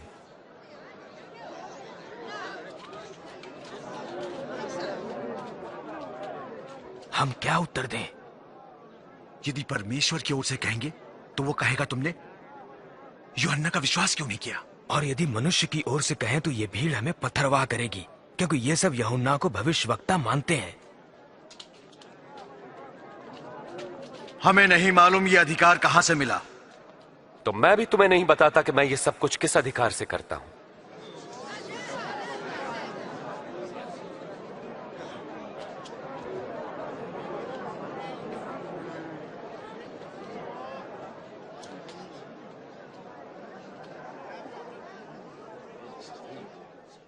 एक बार एक मनुष्य ने अंगूर की बारी लगाई, उसे ठेके पे देकर लंबे समय के लिए कहीं चला गया। जब अंगूरों को इकट्ठा करने का समय आया तो उसने अपने एक दास को भेजा कि फसल में उसका हिस्सा उससे मिल सके, परंतु ठेकेदारों ने उसे पीटकर खाली हाथ भगा दिया। तब उसने दूसरे दास को भेजा, पर ठेकेदारों ने उसे भी पीटा और अपमानित करके उसे भी खाली हाथ लौटा दिया। तब उसने तीसरे दास को भेजा, किंतु ठेकेदारों ने उसे मार पीट के बाग के बाहर धकेल दिया। तब अंगूर बारी के मालिक ने अपने मन में सोचा, अब मैं क्या करूं? अब मैं अपने प्रिय पुत्र को भेजूंगा, अवश्य ही वे उसका आदर करेंगे। परंतु ठेकेदारों ने उसे आते देखकर आपस में कहा, यह तो मालिक का पुत्र है, उसे मार डालें तो यह जायदाद हमारी हो जाएगी। हमें और बताएं। उन्होंने उसे बारी के बाहर निकाला और मार डाला। अब देखो मालिक उन ठेकेदारों के साथ क्या करेगा। वो आकर उनको मारेगा और अंगूर की बारी दूसरे को दे देगा। तो इस वचन का क्या अभिप्राय है? जिस पत्थर को राजमिस्त्रियों ने निकम्मा जान नकार दिया, वही पत्थर सबसे श्रेष्ठ सिद्ध हुआ। जो कोई इस पत्थर पर गिरेगा वो चकनाचूर हो जाएगा, और यदि यह पत्थर किसी पर भी गिरेगा तो उसे पीस कर रख देगा। गुरुजी, हम जानते हैं कि आप जो कहते हैं सिखाते हैं वो सही है। हम जानते हैं कि आप मनुष्य के पद पर ध्यान नहीं देते, मगर मनुष्य के लिए परमेश्वर की मर्जी का सत्य सिखाते हैं। बताएं, रोमी सम्राट को कर देना हमारे लिए क्या नियम के अनुसार है या नहीं है? प्रभु सावधान, वो आपको फंसाना चाहते हैं। मुझे एक चांदी का सिक्का दो।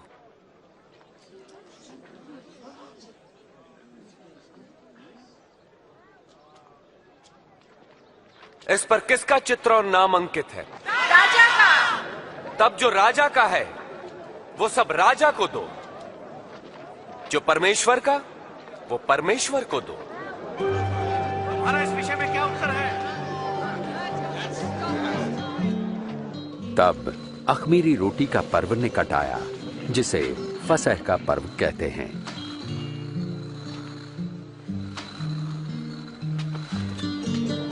और प्रभु यीशु ने शिमोन पतरस और यूहन्ना को फसह का भोजन तैयार करने पहले ही भेज दिया।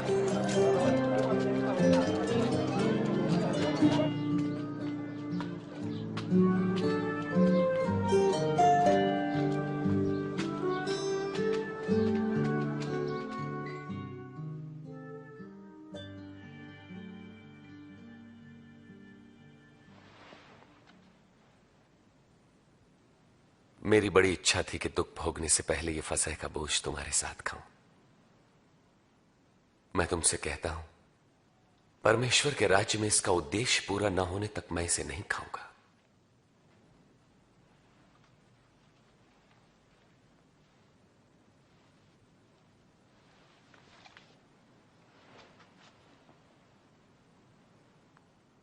धन्य है आप प्रभु परमेश्वर, सृष्टि के मालिक, जो अंगूर की बेल पर फल लाते हैं।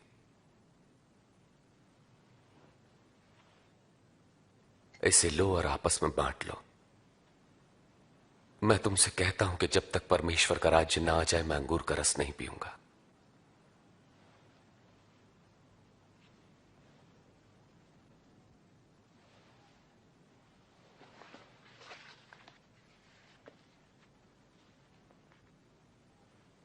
धन्य है आप प्रभु परमेश्वर, सृष्टि के मालिक, जो धरती पर अन्न उपजाते हैं।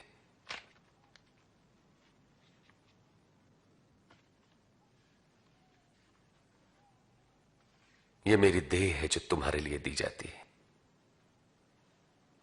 मेरी याद में ऐसा ही किया करो।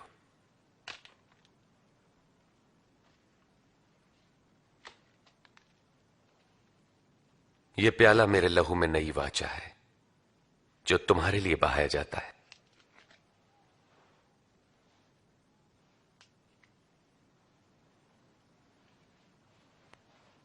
पर देखो, मुझे पकड़वाने वाला मेरे साथ इसी मेज पर है। मेरी मृत्यु तो निश्चित है जैसा कि परमेश्वर ने ठहराया है, पर अफसोस उस पर जो मुझे पकड़वाए। ये नहीं हो सकता, ये कोई नहीं सकता, असंभव। कौन है वो धोखेबाज प्रभु?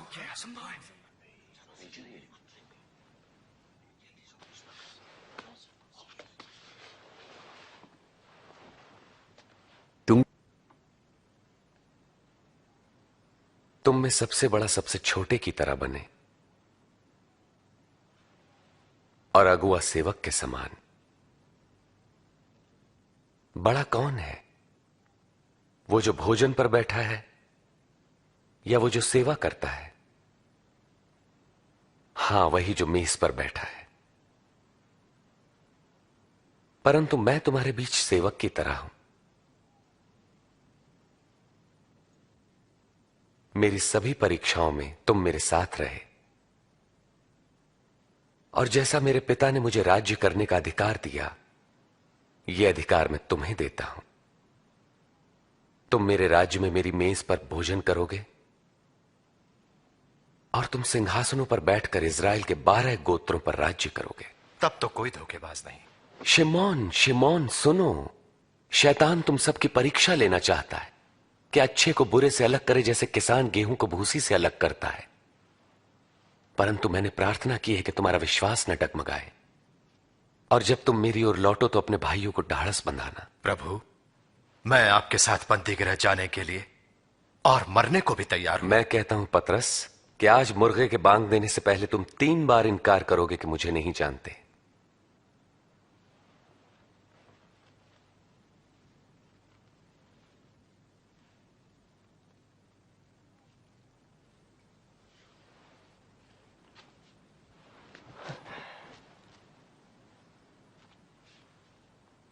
मैंने तुम्हें बिना बटुए, झोली और जूते के भेजा तो कोई कमी हुई? नहीं, कोई कमी नहीं। अब जिसके पास बटुआ या झोला हो वो उसे ले ले, और जिसके पास तलवार ना हो वो अपने कपड़े बेचकर खरीद ले। मैं कहता हूं, धर्मशास्त्र में लिखा है वो अपराधियों में गिना जाएगा, और मेरे विषय में लिखा सब पूरा हो रहा है। देखिए, यहां तो तलवारें हैं प्रभु।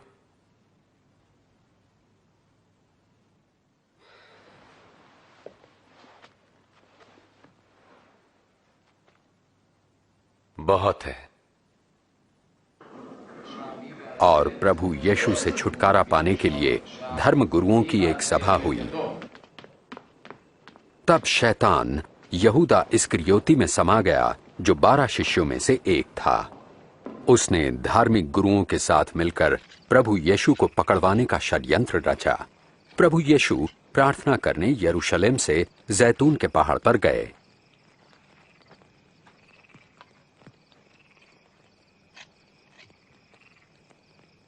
प्रार्थना करो ताकि तुम परीक्षा में न पड़ो।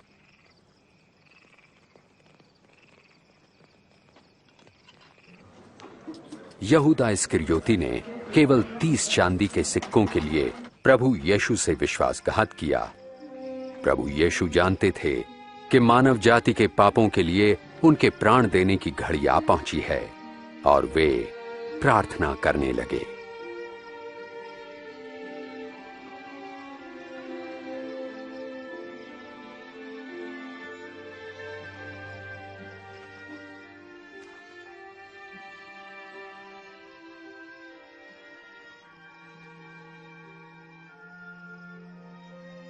हे पिता, अगर आप चाहें तो ये प्याला मेरे पास से हटा लें,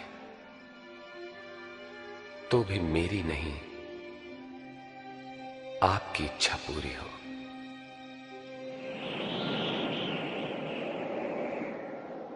और प्रभु यीशु को सामर्थ्य देने के लिए एक स्वर्गदूत प्रकट हुआ, और उनका पसीना लहू की बड़ी बड़ी बूंदें बनकर भूमि पर गिर रहा था।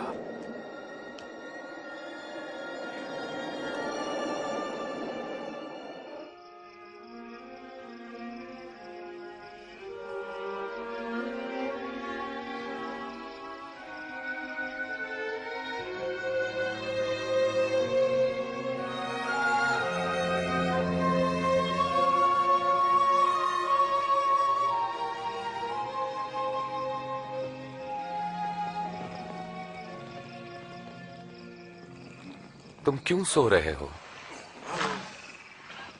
उठो और प्रार्थना करो कि तुम परीक्षा में न पड़ो।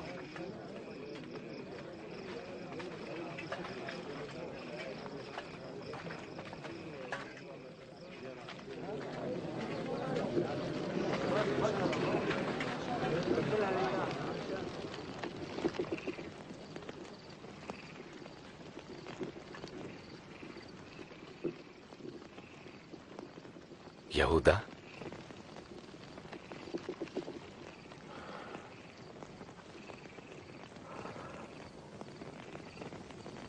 क्या तुम चुंबन लेकर मुझे पकड़वा रहे हो? प्रभु, क्या इसे तलवार से मार दें?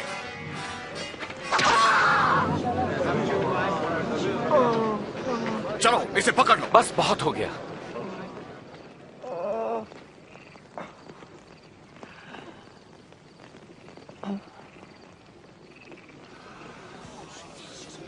चमत्कार।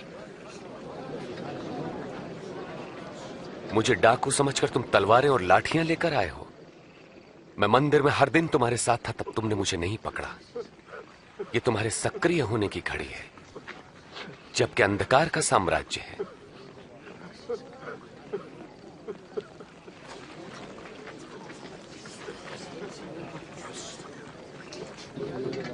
पकड़ लो इसे।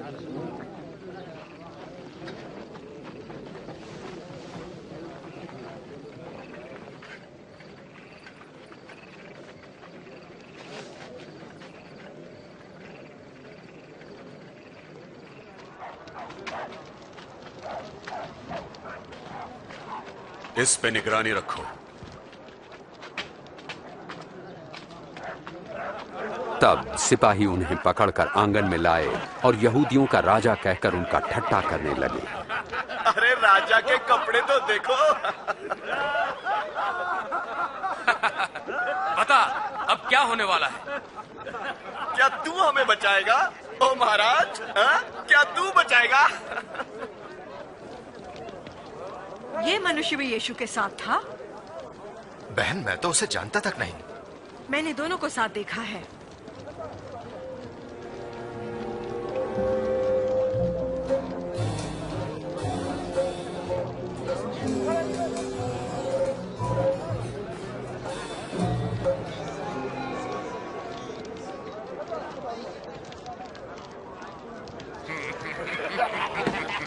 हम तो तेरे नौकर हैं। बड़े बनते थे, अब कैसा लगता है? तू भी तो उनमें से एक है। वो मैं नहीं।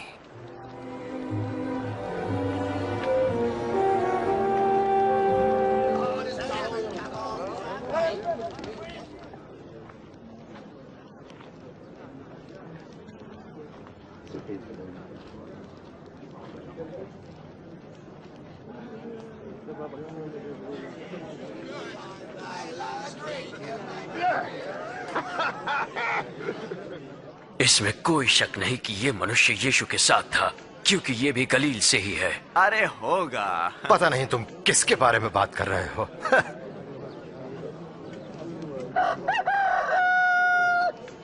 प्रभु यीशु ने मुड़कर सीधे पतरस को देखा। तब पतरस को यीशु की वो बात याद आई कि आज मुर्गे की बांग देने से पहले तुम 3 बार मेरा इनकार करोगे।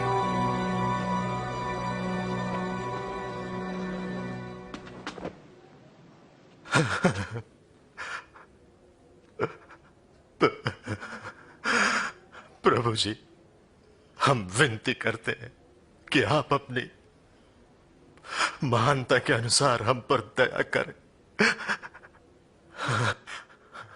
प्रभु, जब हमारे पूर्वजों ने आपका विरोध किया तब आप उनसे क्रोधित थे, फिर भी उनका नाश नहीं किया, परंतु क्षमा किया।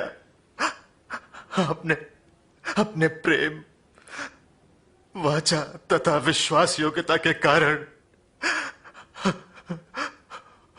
उन्हें क्षमा कर दिया।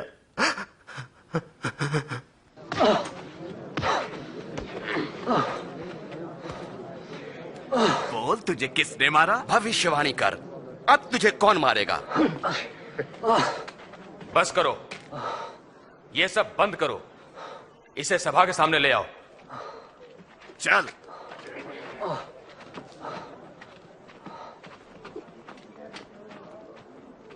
प्रभु यीशु से पूछताछ के लिए धर्म गुरुओं ने एक सभा बुलाई।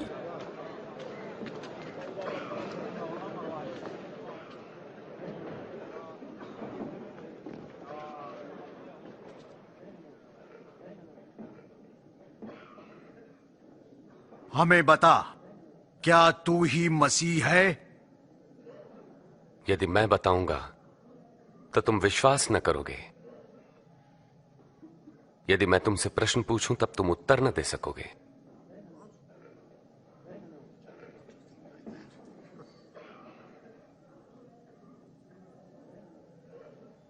लेकिन अब से मैं निश्चय ही सर्वशक्तिमान परमेश्वर के दाहिनी ओर बैठूंगा। तो क्या तू परमेश्वर पुत्र है? हां, मैं हूं। किसने से ही कहने का अधिकार दिया है?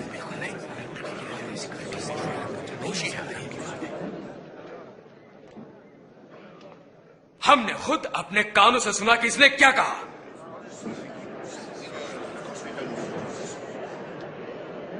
हम इसे पिलातुस के पास ले जाएंगे। हाँ, इसे ले चलो।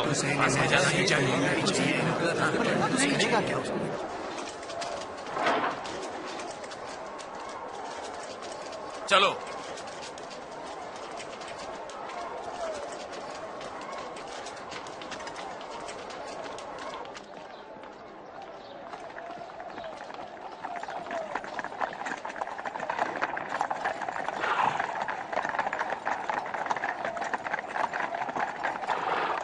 और वे प्रभु यीशु को क्रूर रोमी शासक पिलातुस के पास ले गए, जो हजारों को क्रूस पर चढ़ाने के लिए जिम्मेदार था। इतनी सुबह सुबह तुम लोग मुझसे क्या चाहते हो? हमने इसे लोगों को बहकाते हुए पकड़ा है। इसने मंदिर के बाजार में खलबली मचा दी। इसकी सजा क्या होगी? इसे दंड दो। मैं इस मनुष्य में दंड देने योग्य कोई अपराध नहीं पाता। हमने इसे दोषी पाया। रोमी सम्राट को कर देने को मना करता है, मसीह होने का दावा करता है, और राजा भी। राजा? क्या आप यहूदियों के राजा हैं? तुमने खुद कहा। इसने ये सब गलील में आरंभ किया था, अब यहां भी आ पहुंचा है। गलील में? क्या ये मनुष्य गलीली है? ऐसा है तो इसे राजा हेरोदेस को सौंप देना चाहिए। वो अभी भी यरूशलेम में ही है ना? इसे वहां ले जाओ।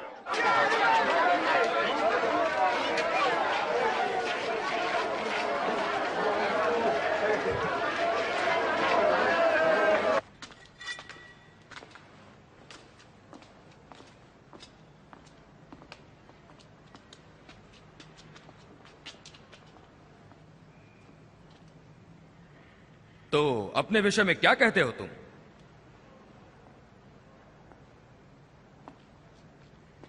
वे कौन है जिन्हें तुम अपना शिष्य कहते हो?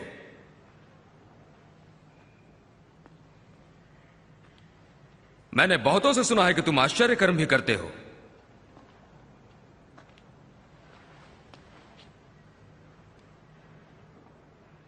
फिर मेरे लिए भी कुछ करो। महाराज, ये सभी लोगों को बहका रहा है और अपने आप को राजा कहता है। ये मनुष्य राजा?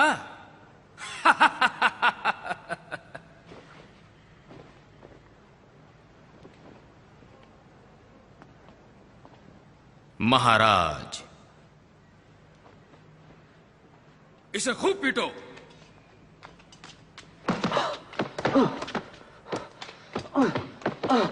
ले जाओ इसे पिलातुस के पास, ये उसी के प्रांत का है।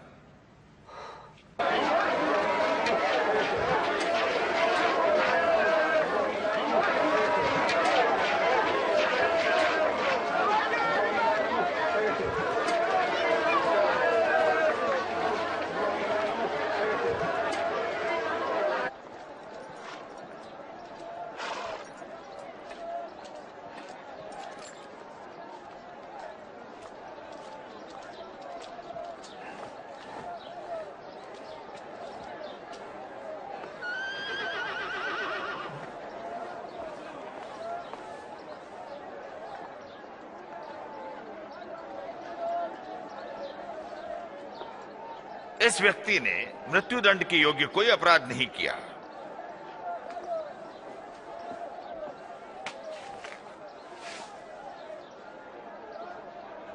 तो मैं इसे कोड़े लगवाकर छोड़े देता हूं। इस त्योहार के समय हमारे लिए आप एक आदमी को छोड़ने का अधिकार रखते हैं।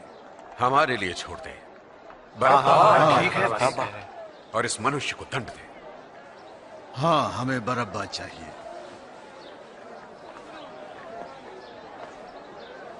इसे क्रूस पर चढ़ाओ।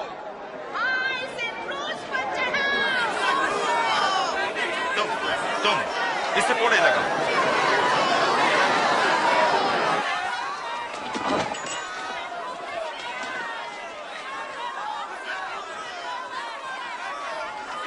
आप किसका इंतजार कर रहे हैं पिलातुस?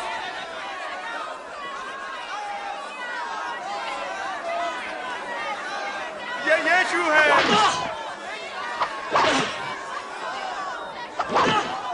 उन्हें ऐसी पीड़ा क्यों देते हो? इन्हें छोड़ दो, ये मसीह हैं।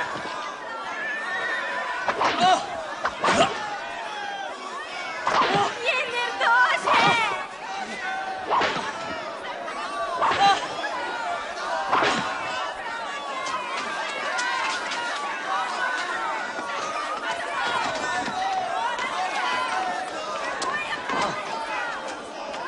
इसे उठाओ।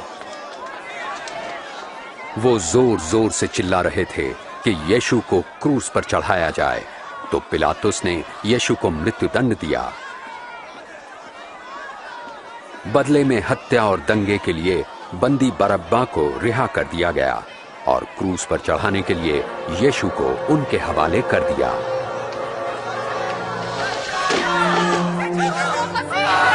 वापस जाओ, उससे दूर रहो, पीछे हटो, दूर रहो, उससे दूर रहो, पीछे हटो, पीछे हटो, पीछे हट जाओ, रास्ता खाली करो, हट जाओ, रास्ते में से हट जाओ। मैं जब उठो, उठ जाओ।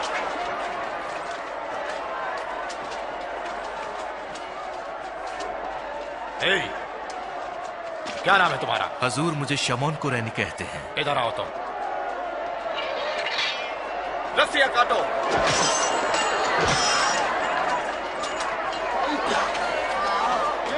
तुम इसे उठाओ, तुम आगे चलो।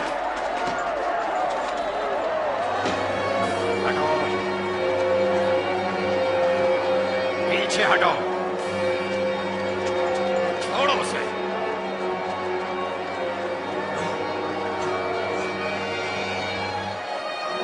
चलो आगे बढ़ते रहो।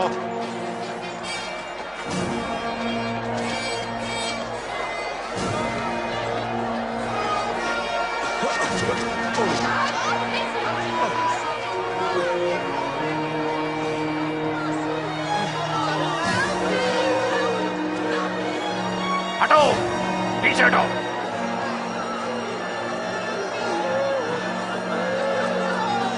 हटो पीछे।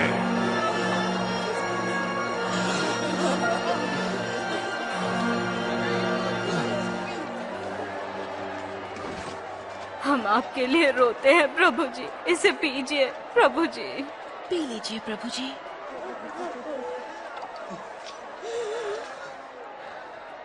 यरूशलेम की स्त्रियों, मेरे लिए नहीं, अपने और अपने बच्चों के लिए रो।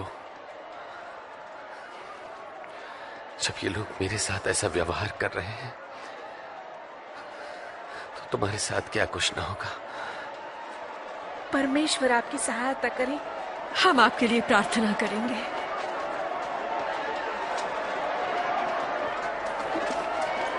चलो, यहां खड़े रहो, चलते रहो, जल्दी जल्दी। अब तुम जाओ, चलते रहो, आगे बढ़ो, जल्दी से जल्दी से। अब तुम चलो, चलो, अब तुम आगे बढ़ो, जल्दी।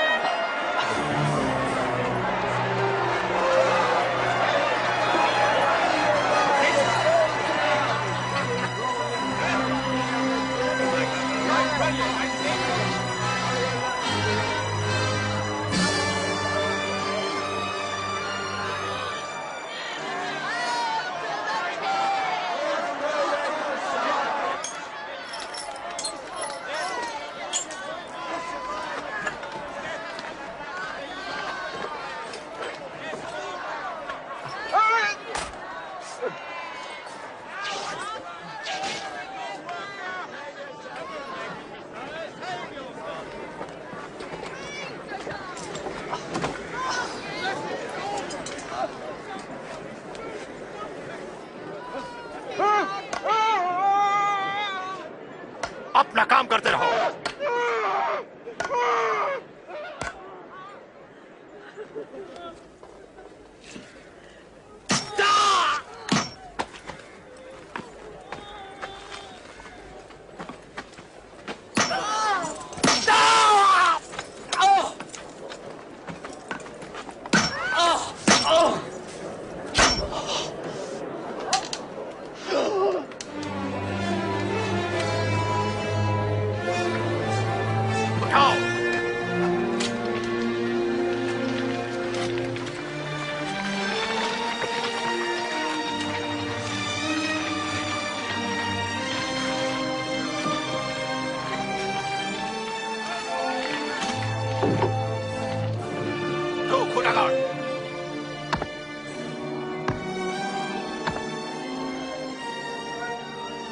रस्से ढीले करो।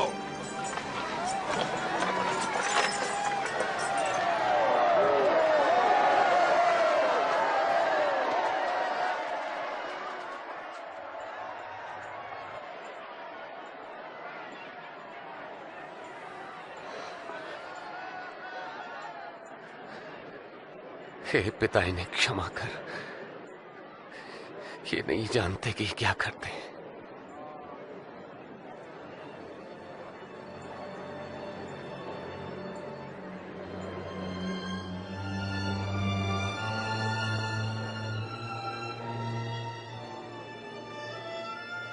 इसने औरों को बचाया, अब अपने को बचाए। यदि तू मसीह है तो अपने आप को बचा। हाँ, क्रूस पर से उतरा। हमारे सामने भी एक आश्चर्य कर्म करे।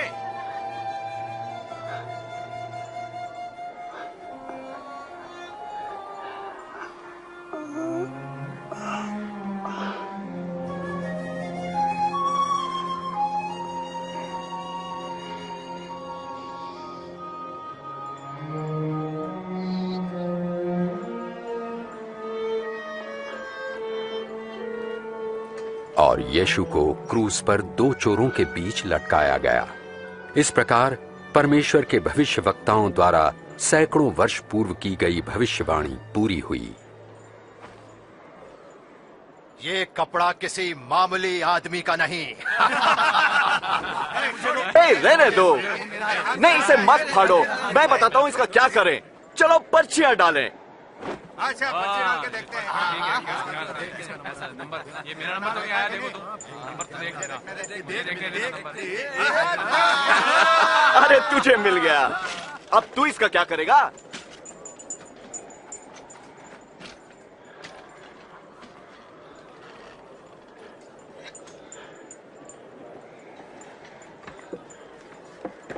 उनके सिर के ऊपर एक तख्ती लटकाई गई जिस पर लिखा था, ये यहूदियों का राजा है।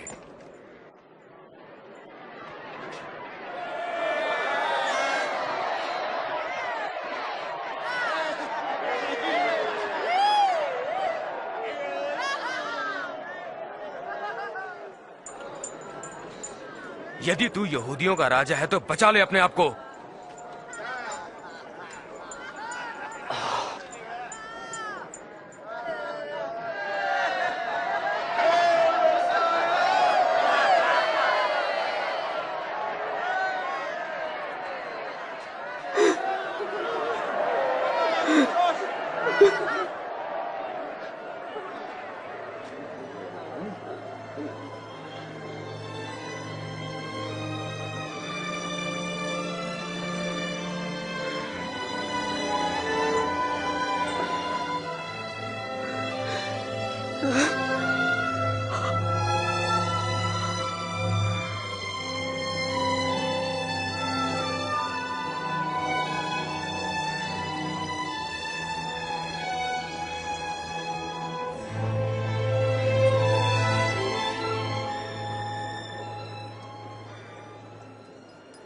क्यों? तू तो मसीह है ना? फिर हमें और अपने आप को बचा ले। क्या तुम परमेश्वर से नहीं डरते? उनको वही सजा मिल रही है जो हमें मिली, पर इनका तो कोई अपराध नहीं है।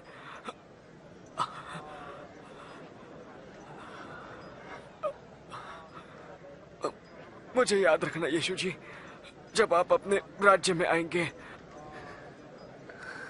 मैं वचन देता हूं कि तुम आज ही स्वर्ग में होगे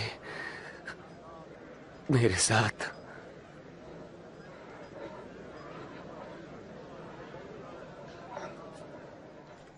दोपहर हो चुकी थी और 3 घंटे तक सारे देश में अंधकार छाया रहा।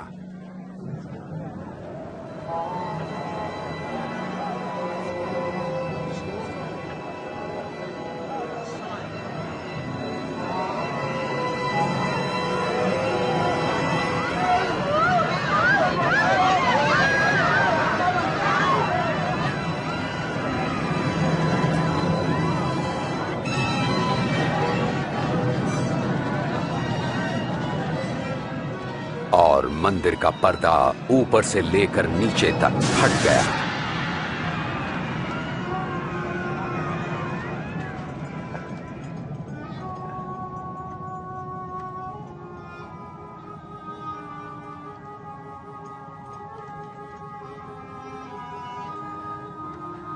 हे पिता,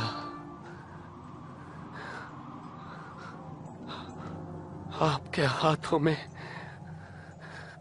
मैं अपनी आत्मा सौंपता हूं।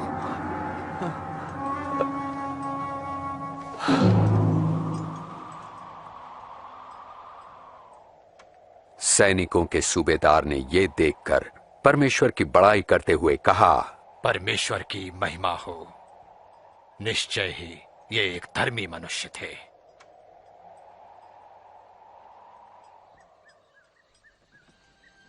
धार्मिक सभा के एक नेक सदस्य अरमतिया के यूसुफ ने, जो इस कार्य से सहमत नहीं था, जाकर पिलातुस से अनुमति ली कि प्रभु यीशु की लोथ को विश्राम के दिन से पहले ही कब्र में रखा जा सके।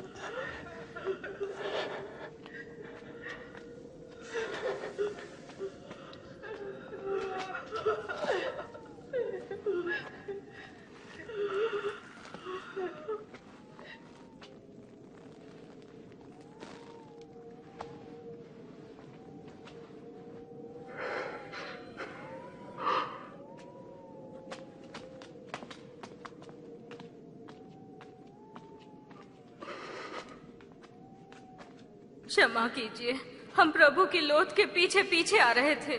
आप सभी आ सकते हैं, मगर चले, विश्राम दिन शुरू होने वाला है।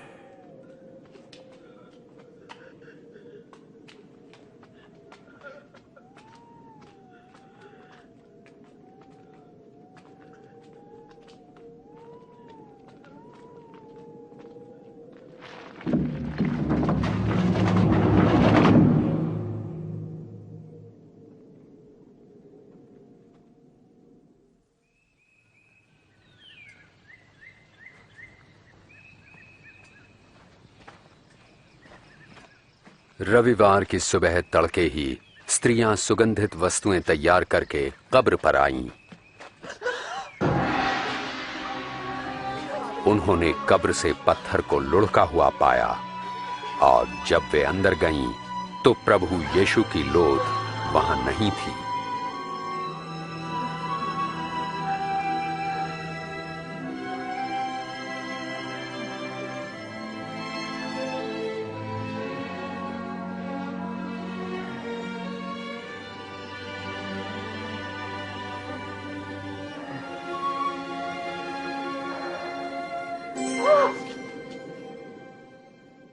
तुम जीवित को मरे हुओं में क्यों ढूंढती हो? वे यहां नहीं हैं पर जी उठे हैं। तुम्हें याद है कि गलील में उन्होंने क्या कहा था? वे पापियों के हाथ पकड़वाए जाएंगे, क्रूस पर चढ़ाए जाएंगे और तीसरे दिन जी उठेंगे।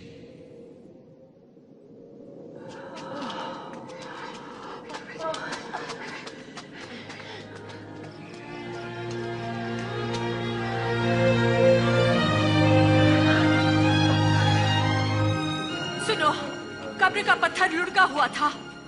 हम अंदर गए पर हमारे प्रभु का शव वहां नहीं है।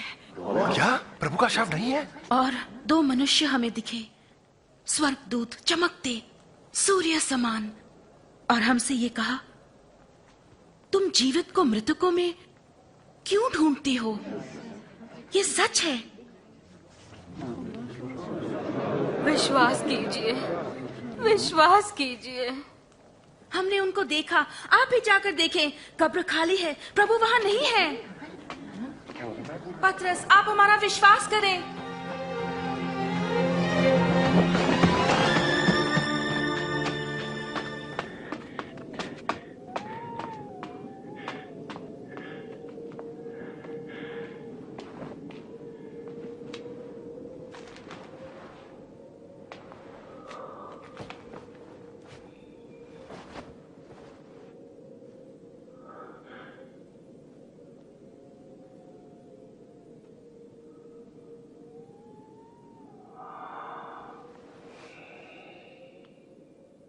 प्रभु यीशु दो शिष्यों पर प्रकट हुए और वे उत्साह भरे अपने साथियों के पास गए।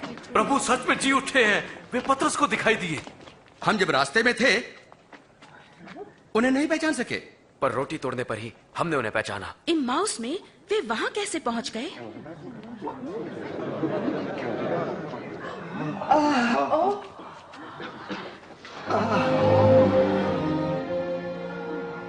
तुम्हें शांति मिले।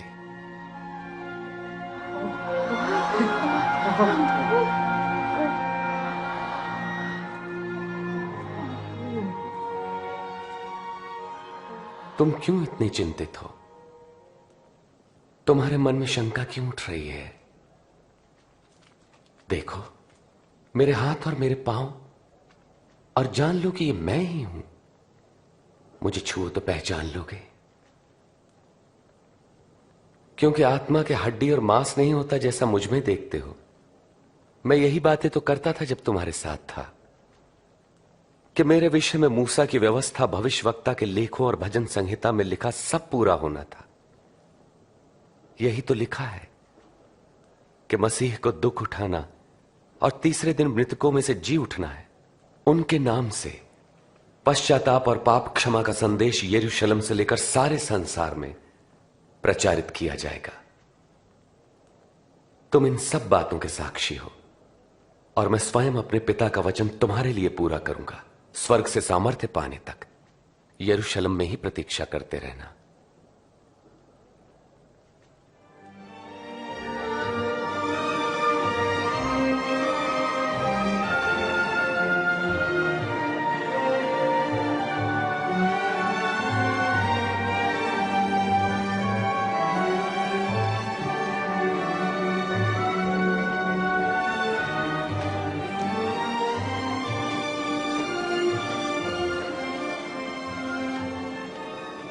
परमेश्वर तुम्हारी रक्षा करें और आशीष दें।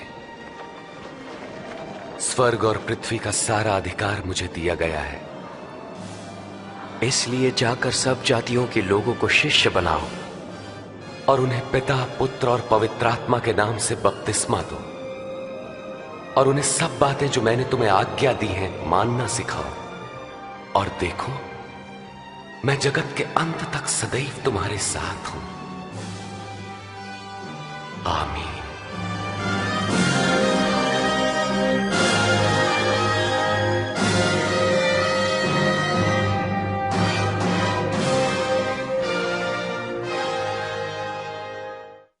जो यीशु के शिष्य बनने का निर्णय लेते हैं वे यीशु के साथ अपने संबंध की शुरुआत इन शब्दों के इस्तेमाल से कर सकते हैं।